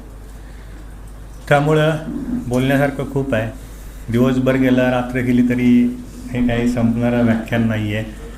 तर अध्यक्ष, त्यांची कार्यकारिणी आणि माझे सगळे मित्र आहेत, पाटील आहेत, देशमुख आहेत, आणि या सगळ्यांनीच मला आमंत्रित केलं. सरांचं खास करून अभ्यास तुमचं, तुम्ही आम्हाला इन्सिस्ट केलं, या म्हटले. त्यांचा मॅसेज आला. माझे चांगले मित्र आहेत आणि ते म्हटले की सर तुम्हाला वेळ काढावाच लागतो आहे. ॲक्च्युली मला बारामतीला जायचं होतं. त्याच्यामध्ये एका केसमध्ये निंबाळकर काकडे खटला आहे ना, त्याच्यामध्ये मी स्पेशल PP म्हणून अपॉइंटमेंट आहे, बारामतीला जायचं होतं. परंतु महाराष्ट्राचे आपले आदरणीय अजितदादांचं देहांत झाल्यामुळं त्या ठिकाणी कामकाज बंद होतं. अतिशय वेदनादायक ती गोष्ट होती. त्यामुळं आज या ठिकाणी वेळ मिळाला आणि मी तुमच्याशी बोललो. आणि मला खरंच तर मला म्हणजे बार्शीची आठवण आली. बार्शीसारखाच माझा तुमचा बार आहे आणि मला खरंच बरं वाटलं. नेहमी मला ग्रामीण भागामध्ये गेल्यानंतर वकिलांशी संवाद करण्यासाठी आवडतं. मी मुंबईला व्याख्यान दिलं होतं पूर्ण इंग्लिशमधून, आणि मुंबईपेक्षा पुण्यापेक्षा कुठेही गेलं तर माहेश्वरचा बार मला माझ्या घरच्या बारसारखा वाटतो. त्यामुळं कधीही बोलवा, मी यायला तयार आहे. फक्त एक दिवस आधी सांगा आणि क्रिमिनलचा कुठलाही विषय सांगा, तुम्हाला आवश्यक असेल तो मी त्या ठिकाणी येईल. इथं मला बोलवलं, बोलण्याची संधी दिली, त्याबद्दल मी आपले खूप खूप आभारी आहे. आणि चुकून काही बोललो असेल ज्युनियर्स लोकांना तर तो माझा सल्ला आहे असं समजा आणि इग्नोर करा. थांबतो. हे नोट्स तुम्ही सगळ्यांनी वाचा. बसून बोलतो ना. कृपया 5 मिनिटं फक्त बसून घ्या. काही क्वेश्चन्स असतील तर विचारले जाणार आहेत. सगळ्यांनी बसून घ्या आणि नोट्स सगळ्यांना प्रोव्हाइड केल्याची व्यवस्था केली जाईल. कोणाला मिळणार नाही असं होणार नाही. त्यामुळे नोट्स घ्यायची घाई करू नका तुम्ही. PDF ग्रुपवरती पण टाकूया आणि ज्यांना शक्य असेल त्यांना मी पर्सनली झेरॉक्स काढून देतो. फक्त घाई करू नका तुम्ही. विचारा प्रश्न. बसा 2 मिनटं, थोडंसं पेशन्स ठेवा. हां, बसा.